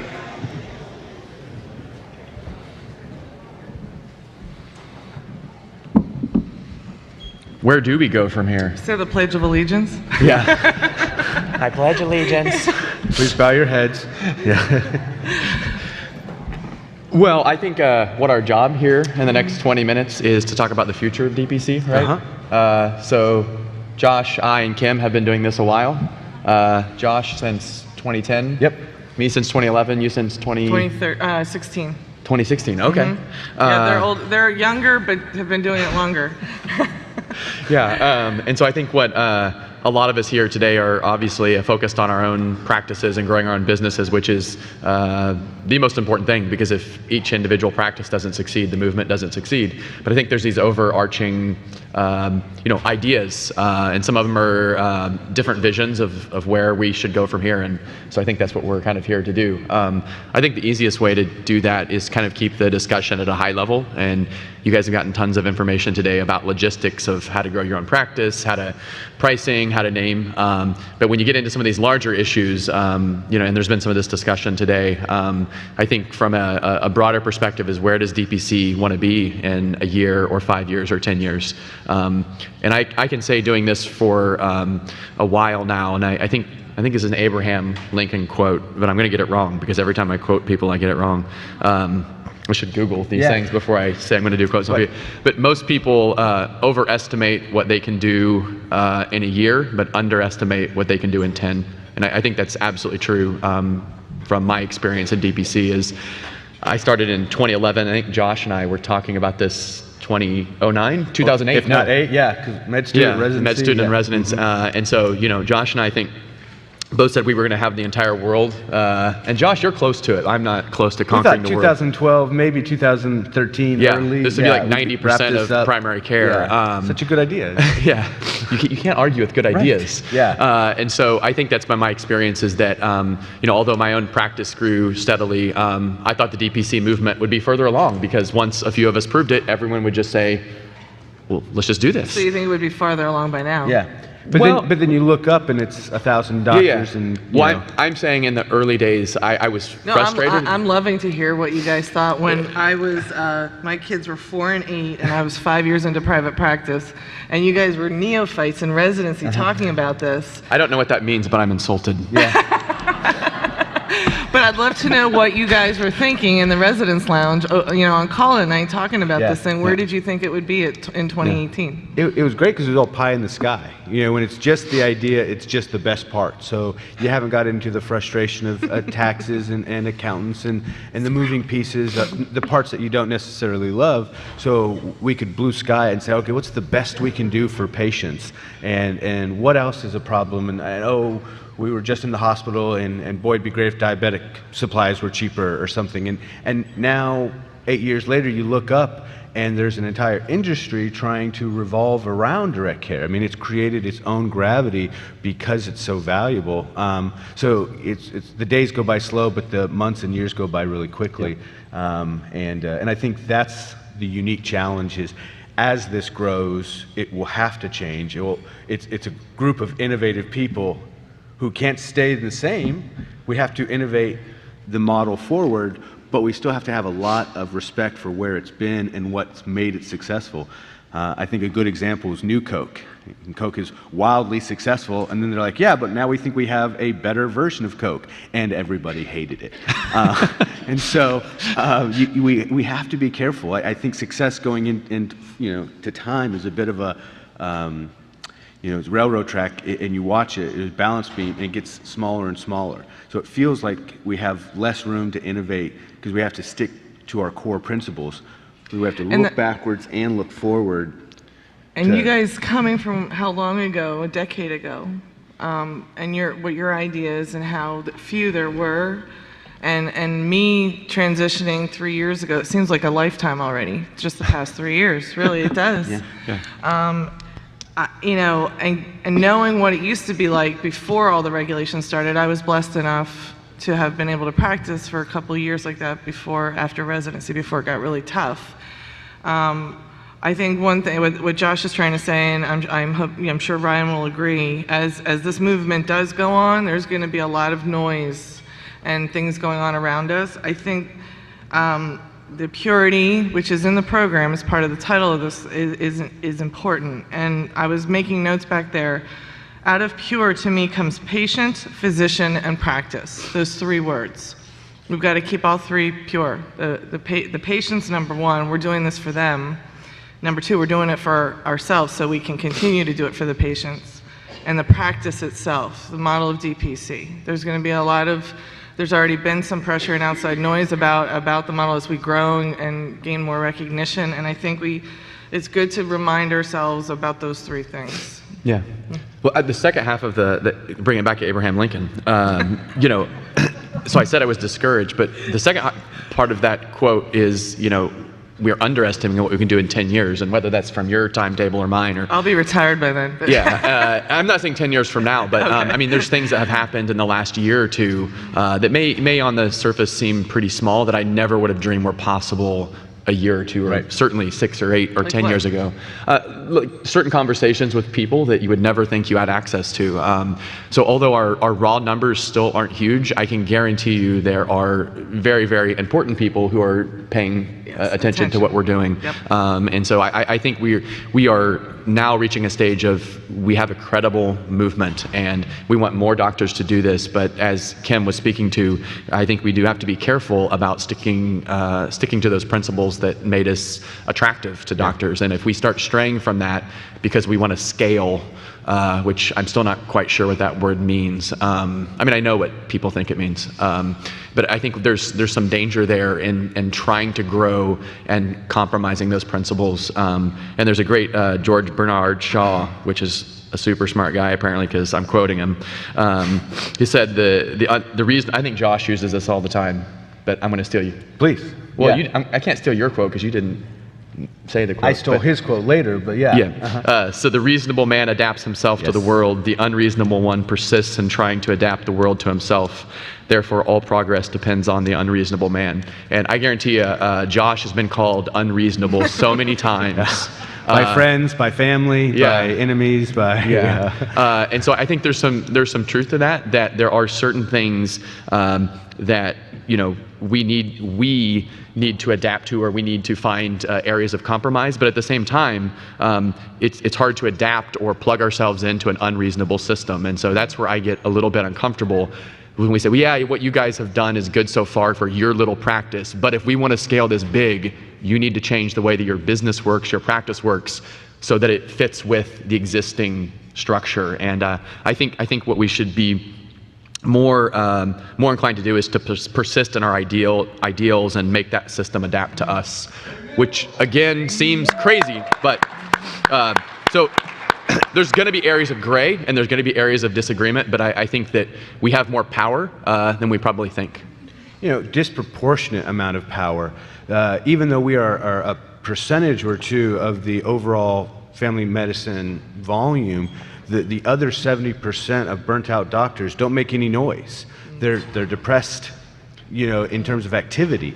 And so we're like Ryan is saying, we've got HHS is sending powerful and important people to come to talk to 300 plus doctors because they're listening, and the White House is listening, and love it or hate it, Sean Hannity is we couldn't buy $10 million worth of a 15-minute ad on there.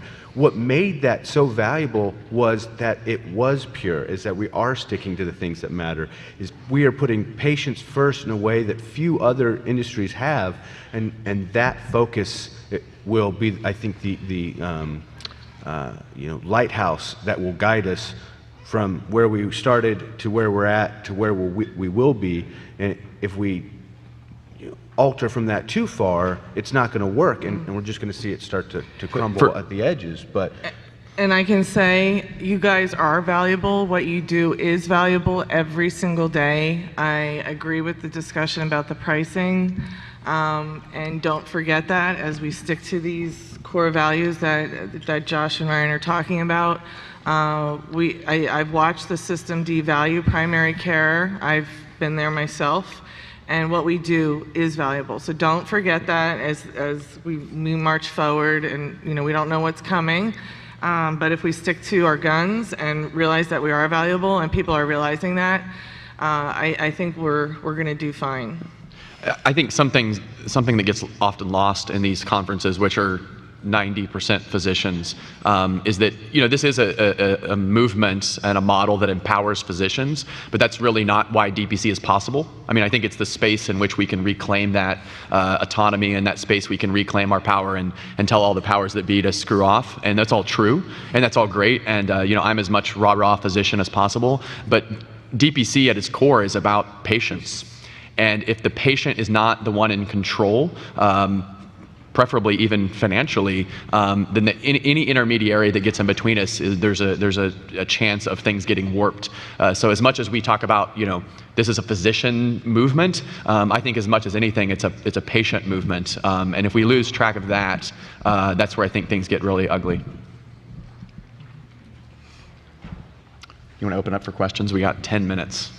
Yeah, if people start going up to the mic, I think we can, otherwise we can talk forever. Yeah, it's that empowerment. It's the fact that, Dr. Nick sitting over on the wall, with that amazing beard, gets overshadowed by Vance. He's helping my brother well, that's a few he's chairs down. 7'3", but with, in my brother in one town a few hours away, they're looking at pregnancy and OB fees, and it's $23,000 is quoted by the hospital, and they won't negotiate. And Dr. Nick can do it for less than $5,000 because he has negotiated with the hospital. So, it's that we're connecting people all over, and that's the difference. We see this broken system with this dichotomy between affordable and unaffordable care. That's what's driving us. And each time we go out and fix it, there's a Dr. Nick fixing it for a Keene or a Kirk everywhere in every city, and yes, we want to be valuable or valued, but we become valued by being valuable. You take off a 5mm excision behind an ear and do an ear lift in the process to save a patient $8,000. It looks beautiful, by the way. It's beautiful. In Mohs surgery. So, if we keep doing that, if we keep pushing ourselves, which is uncomfortable, because in the current system, you refer, and that's easy because it's a low malpractice thing, and now the specialist is taking care of that, and I didn't have the time to do it in the broken system anyway, so I don't, and that ends up not being the mentality that will make you successful in direct care. So we have to get comfortable at being uncomfortable in a lot of ways. We have to put that patient first, and do the procedure and find out, okay, I can manage this test with, the help of the DPC community or a specialist in my town, but just be more, do more patient-centric stuff. We can't go wrong if we do that. I think the moment we start playing to different masters, insurance companies and employers and data collectors and things, we start to lose the glow that makes this so uniquely powerful. Paul. Yeah. Yeah. Paul.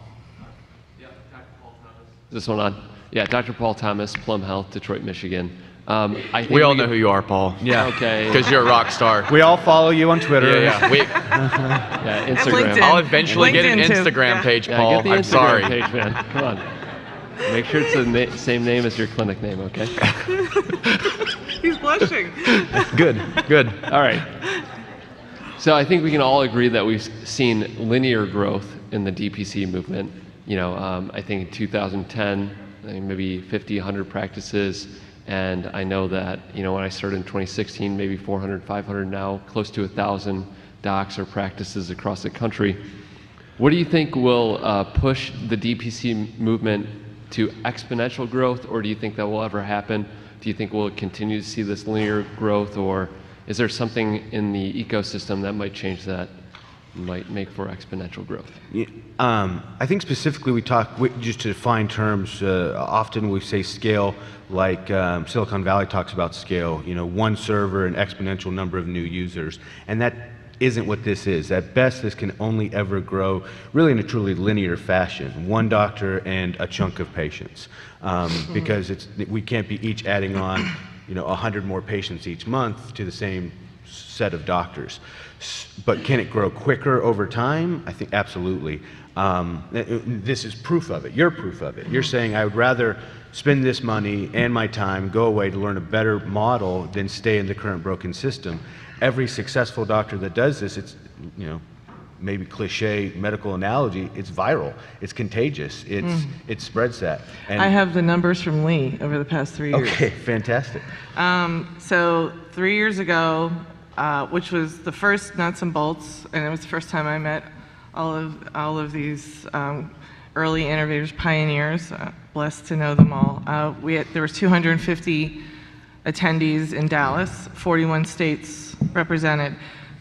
Last year here at the Rosen, there was 279 attendees, 39 states represented. Today, this conference, 380 and 40 plus states represented, and one foreign country, Bermuda, is here, and they have DPC. Yay, Bermuda! Well, and that's in context of now there's multiple DPC events. So even though each conference may not be growing by tenfold, now there's multiple conferences. Yes. So that's even impressive. Considering there growth. might be a slight dilution factor. Yeah, because no, there's for more than sure, one a conference. dilution So factor, yeah. that's to support what Josh was saying as far as the growth and maybe to help. I get a little bit perturbed at the word scale, and again, because I think it's just a misapplication of the word. What I look at is replicating stuff that is proven to work, and that may not be like an exact carbon copy in one town to another because there's local geography. But instead of looking to like grow one DPC practice to take care of all of America, I can do a pretty good job on my 600 patients, but I can't take care of America, and nor do I think any single DPC entity is going to be able to scale like McDonald's, because it's such a service and relationship-based business that I just don't see that happening. But again, when Josh and I started, there was literally a handful or a dozen or less in the country. So now, see, there's over 1,000 is just amazing to us. But I wish there was 10,000 of us, but I think we'll get there. I wrote an article for Lehigh Valley Business almost 2 years ago, and I called Phil to get the numbers back when he started the Mapper. Phil, are you still here? Do you remember that phone call? Yep. Okay. It was 2014 you started the Mapper? It was 100 and something practices? And then we calculated the growth rate was 680% when I wrote the article 2 years ago, and I think you were up to like high 700s at that point. So the growth has been Steady. incredible. Yeah, Yep, steady. Incredible. And I think scale is something that business people are trying to use to push this into a cookie cutter type of growth. You've got to get vested, and you've got to get $10 million, and we have to churn this out, and you've got a runway, and we've got to get liftoff velocity for this breakaway unicorn. No, this is bread and butter family medicine. There's a book I read to my kids, Vance, and no, Vance has got a great story. I won't steal it. But so a different book, if you give a moose a muffin or a pig a pancake, and these great little books we get, if we just do one thing, we'll get to the next thing, right? And then the next. And if we just build on that success at the rate that it comes to us. We can't force patients to come to us quicker. We can't try to make 200 patients join every month. We can't force it into scale and 10x and all these things. It's a grassroots, organic movement, and it'll happen at the exact right way it's supposed to happen. And that's it. We just keep doing what has made us successful, and we'll go from here to the next point. Great. Question? Yeah, hi, I'm Greg Skashko from Philadelphia. I'm about to launch. First of all, thank you for everything, everybody that's been involved in organizing. Two related questions. The first one has to do with sort of state-level differences. We look at sort of policy and legislation and sort of, what they call the laboratory of America, or state-level laboratory, and there's some states that are DPC friendlier, and, it's thriving in a much more, exponential way, and then there are other states that we continue to kind of plod along. And how do you see that evolving or being leveraged over 3, 5, 10 years? Obviously, there's a lot of litigation and lobbying that may be coming, and that's one thing I think we haven't seen is the really big actors, the Blue Crosses and Anthems, and who knows who else could United. Come at us. He's talking about our state. Yeah, and so they may come at us, and we need to just sort of be ready to continue to fight the fight. I think the purity and the value is, you've already alluded to that, but these other ways to derail us, is there anything we should be thinking moving forward, locally and nationally? Well, I think the first question, there's some states that have dumb or bad laws that can hamstring some aspects of a practice. But I mean, Josh and I were practicing in Kansas, which I know has a lot per capita, but before there was a DPC law, before there was anyone defining any of this. So I think sometimes we get tripped up, like there's going to be like a magic, thing that happens in whatever state that's going to fix all this, but that's rarely the case. I mean, there's some states that don't allow dispensing of medicine, and that really sucks because it's much more complicated to add value if you can't do that. But so yeah, some markets I think are more difficult, and it may be because of a regulatory issue, or it may be because there's a high penetrance of HMOs, and that becomes more difficult. But I hate saying like, well, there's just a state that won't work in. You just have to look at the value proposition for your practice and what's possible. And I know you're referring to Pennsylvania. Yes, and we've met some pushback and have had some little backhanded things try to happen to us. I think we need to band together as an organization within the state. And we have some legislators on our side, but the most important thing is the patients. I find myself sometimes getting lost in all of this, and I have to reel myself back in. And my focus, I was just emailing a patient through a secure connection, don't worry, about a pediatric pulmonary issue on a Saturday back there because I didn't want it to wait until later this afternoon. That's what's gonna protect us, is the patient care. And I know what Philadelphia and the suburbs and Eastern Pennsylvania with the penetration of the insurance companies, I don't know how bad it is in some other deeply penetrated regions. It is scary what they can do and what they've done to practices in our region. They really are guerrillas out there. And so we still have a little bit of that PTSD from that. So don't worry, we're gonna take it one step at a time. But then also, I think there's a certain amount of power that we have there. We just play a different game, right? You don't change the system from the inside, you create a whole new system. And Pandora's box of affordable care has been opened, and it will never close again. This idea, again, at the very high risk of being redundant, patients first. I think Texas will reverse the dispensing rules. Yeah. Why? Because of every politician loves consumer protection type legislation, and every politician can be successful running on this platform of medications for a penny a pill. And we've innovated so much value that's bipartisan. They're just going to move in the direction of better, more affordable care. But there's some states where they don't. They're so deep in the pockets that they don't. But then pharmacists will join. And I've got the business model for any pharmacist that wants it for how to work with DPC. But then Harkin Health was United Health's DPC attempt, and after $180 million, they closed shop. We're the secret sauce to this. There's a reason we don't see large national franchises in healthcare, is because it is so local and it is so provider or physician specific into what you bring to your patients. It's artesian. Neil has a practice in his house on the second level, and it looks awesome. Yeah. And the playground is a tax write-off, which is unbelievable. And his wife's antique furniture, his grandmother's antique furniture. I did watch the video. People want that. They don't want the McDonald's of direct care. And no one is able to provide that because doctors don't want to work for that. So insurance companies haven't been able to run clinics. We're able to run clinics. And I think that's the saving grace, the kind of ace in the hole. A couple more questions and I think we're done.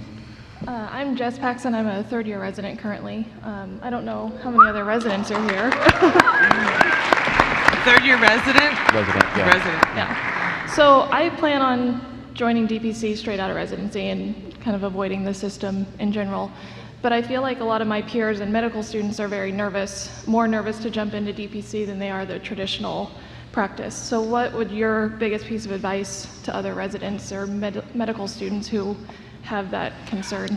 I have 4 third-year medical students with me for a 4th year in a row. The first group lived through the transition with me. And they've called and they've checked on the practice and they're following me on social media. If you're gonna jump into DPC and it doesn't work, you can jump out. There's nothing to be afraid of. You either pick, you either do this model or this model, whichever one fits you better. There's always an option. So once you're in, you're not indoctrinated for life. Well, I've gotten to speak at the AFP National Conference of Students and Residents, I think most years out of the last 4 or 5, and I can tell you that students and residents are more energized and excited about DPC than old guys like me and Josh.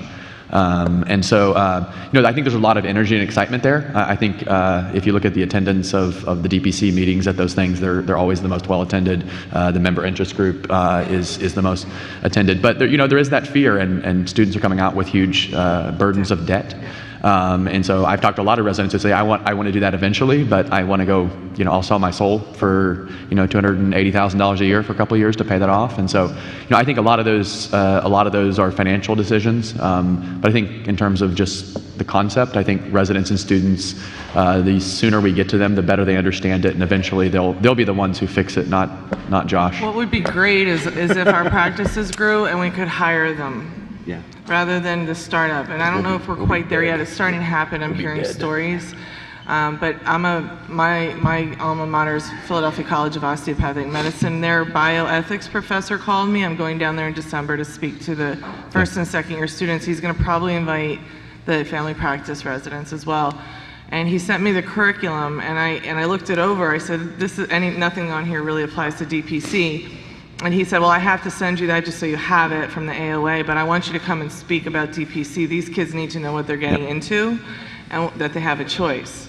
And I was like, okay. Yeah, I would encourage everyone to call your alma mater, and if you're in DPC and you feel comfortable, call your alma mater and say, the students are really excited about this, and I would love any opportunity, whether it's informal or an actual lecture, because most medical schools, if you have someone who's graduated from there, they're more likely to let you do something like that. Where are the students with Benjamin Rush? There we go. Fancy tie back there. Granddad was a radiologist in Russia. I heard that story.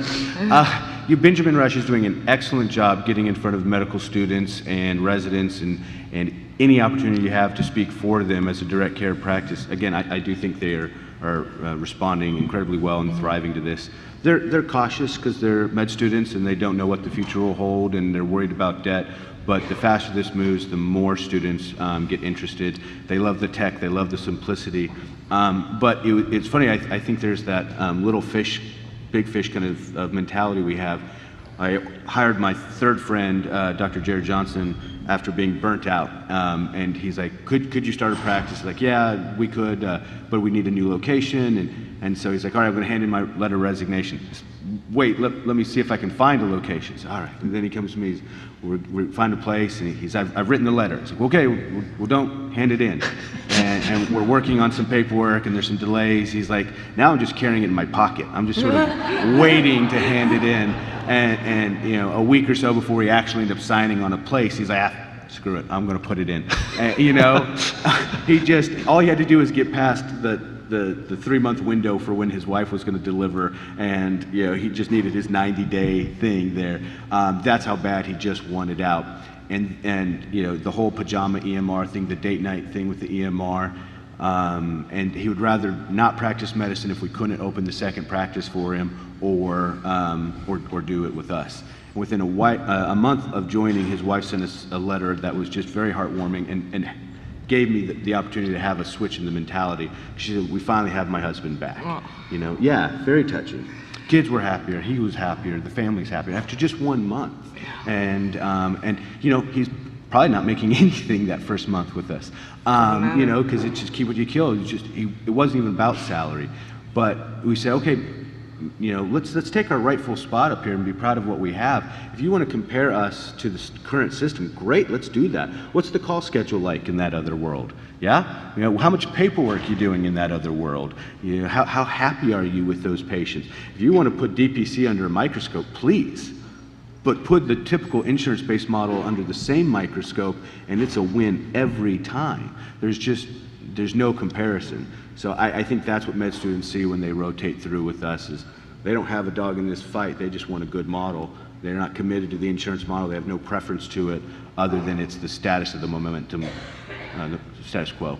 So one thing before I want to let somebody else comment, but if you don't have a Benjamin Rush chapter at your medical school, if any of you guys are medical students here or residents, that is going to be a large part of medical students learning that there are options and that there's changes going on and staying informed. I mean, we all remember what that was like. We were in our heads were in our books for the first 2 years. And then busy with rotations, third and fourth year, you tend not to know what's going on in the world around you. So the younger generation behind, two behind me, maybe one behind them, are really going to be also the ones to make the change. So we have to keep them informed, and the best way to do that is through organizations like Benjamin Rush. So I encourage you to make sure you try and get one established at your medical school. We maybe got time for one or two, depending on how long-winded we are. Which is going to be one long. more question. So half a question, only half. I'm Robin Kendig. I'm from Louisville, Kentucky. I open in February. Can you hear me? There we go. Nope. It's more of a plea and maybe a question for the whole movement, but don't forget about the employed docs. I think when you talk about linear growth versus exponential growth, what I've seen in my market of monsters is that they're not renewing contracts of physicians by the dozens, both surgeons and primary care. So I was actually excited to see the surgical talk yesterday. I'm going to talk to some people at home about that who've been laid off, who are fantastic general surgeons. So a lot of my colleagues that have been laid off have just stopped working. I've spoken with a few of them, but there's so little knowledge of DPC that it was hard to kind of approach them. So some of them don't work. Some of them are now employed by Anthem. Ugh. And some of them are just flailing and doing holistic or acupuncture or something on the side. Life coaching? Life coaching, but they're in no position to do that. So perhaps if you guys can put your... It's a lot of education for life coaching. If you guys can put your heads together as our leaders and even put the employed physicians kind of at the top, because I even formed a union at my employer prior to deciding to leave, trying to help my colleagues. Yeah. That didn't work out. Yeah, imagine not. No, I'm really popular with my corporation. So anyway, I just wanted to plug that because I think there's a lot of fantastic physicians in their late 40s, early 50s. You can start a group employed. It would be great. So I think sometimes, maybe this is lost, and probably for obvious reasons, but I think whenever we criticize the system or doctors who are brainwashed or trapped in the system, most of those are our friends. They're not bad doctors. They're probably better than I am. Undoubtedly. Yeah. And so, I think sometimes it does come across as like an attack on doctors trapped in the system, but I think as much as anything, we have sympathy and empathy. Now, we get frustrated because we're like, wake the hell up, and see the truth. Are they feeling like we're attacking them? And so, I think sometimes that does, when we attack this. I want to know. I can't hear you. I don't think that they feel attacked. I feel like they don't know. They have an opportunity. It's in ignorance. Now, Well, I think in some, there's survey data on this, and among primary care physicians, from family med organizations and others, there's not a lack of awareness about DPC in terms of just a concept and model. Now, among some specialists, absolutely, they've never even heard of this idea. But I think there's different ways we can reach those people, and I think that's the idea, is to reach every doctor, and the vast majority of doctors in America are now employed. So of course we want to reach them. Any ideas on how to do that? Let us. I don't know. I struggle. I have 4 female partners who are amazing, who I love. I call them partners, even though we're not really partners. We're employed doctors that share a space. But I have tried to inspire them to come with me because they are burned out, and our patients are actually suffering from new employment regulation. So they all want out, but they don't want to run a business.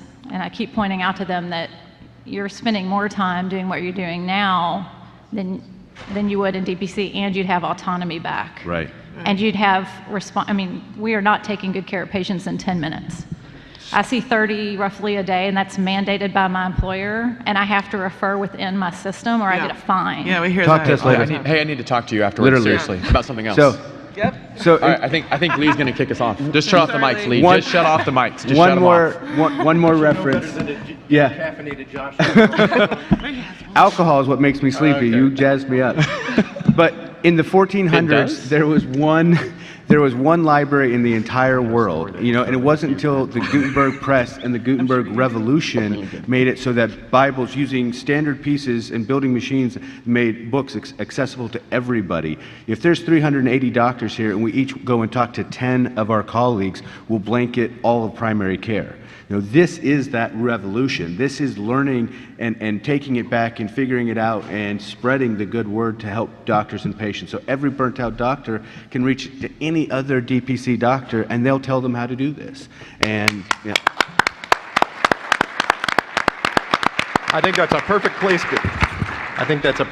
to end this panel of leaders up here. So if we can give them a thank you for their hard work year round. So I just want to do a couple things as we wrap up this conference here. First of all, I just want to say that this meeting would not be possible without the generous support from the Physicians Foundation. So for starters, I'd like to give a round of applause for the Physicians Foundation.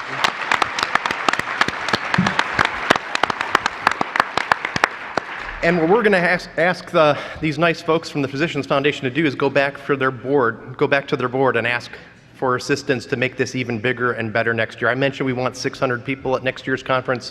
I want 600 people at next year's conference. So for them to do that, what I'd like to do is record a loud thank you for them. So if we get those cameras with a nice wide view of the crowd, and I'm going to give you a count of three. On the count of three, I want you all to say as loud as you can, "Thank you, Physicians Foundation." Okay, so we're going to do this on the count of three.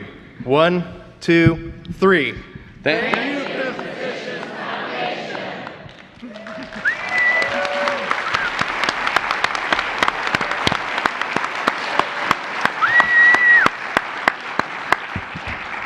Also want to give a big thank you to the sponsors, again, that make this event possible.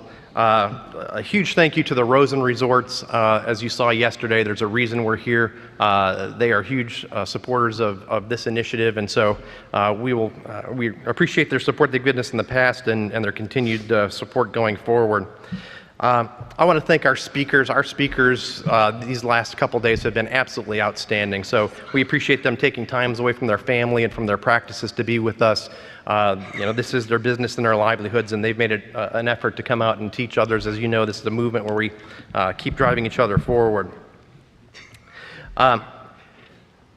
Felicia Horton, Bob Jacobus, I know they like to stay behind the scenes, but we'll go ahead and give a big wave to Felicia back there in the corner. She has killed herself to put this conference together, so thank you, Felicia. Thank you, Bob.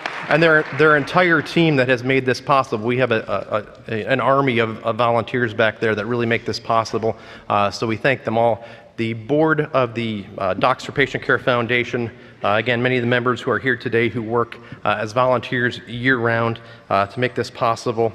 I just want to put in a note that Docs for Patient Care Foundation does work year-round. We are not a one-time, 1 week out of the year organization. Our work starts after this conference ends. It doesn't end here. So just like your practice needs financing year-round, our organization needs financing year-round to continue to do work on your behalf.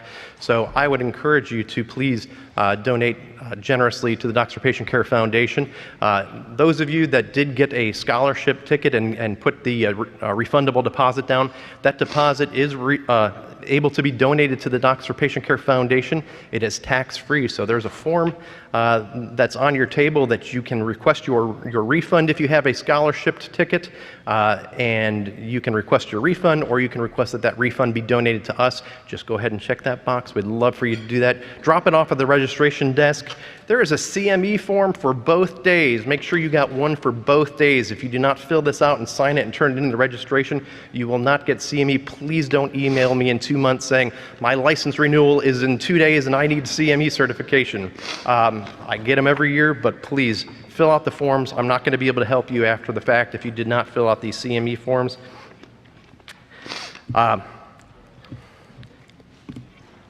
Last, these lanyards are recyclable. Please leave them here on your desks. So again, thank you to all of you. This would not be possible without the wonderful support of all you people coming out here, and make sure that we continue to push this movement forward. Use some of the energy you got here and light some fires in some people when you go back home, and I wish you all safe travels back home. Thanks for joining us.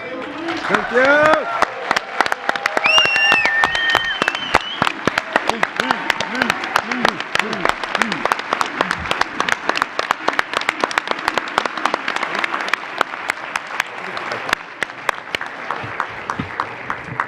Thanks. Have a great weekend. Thank you.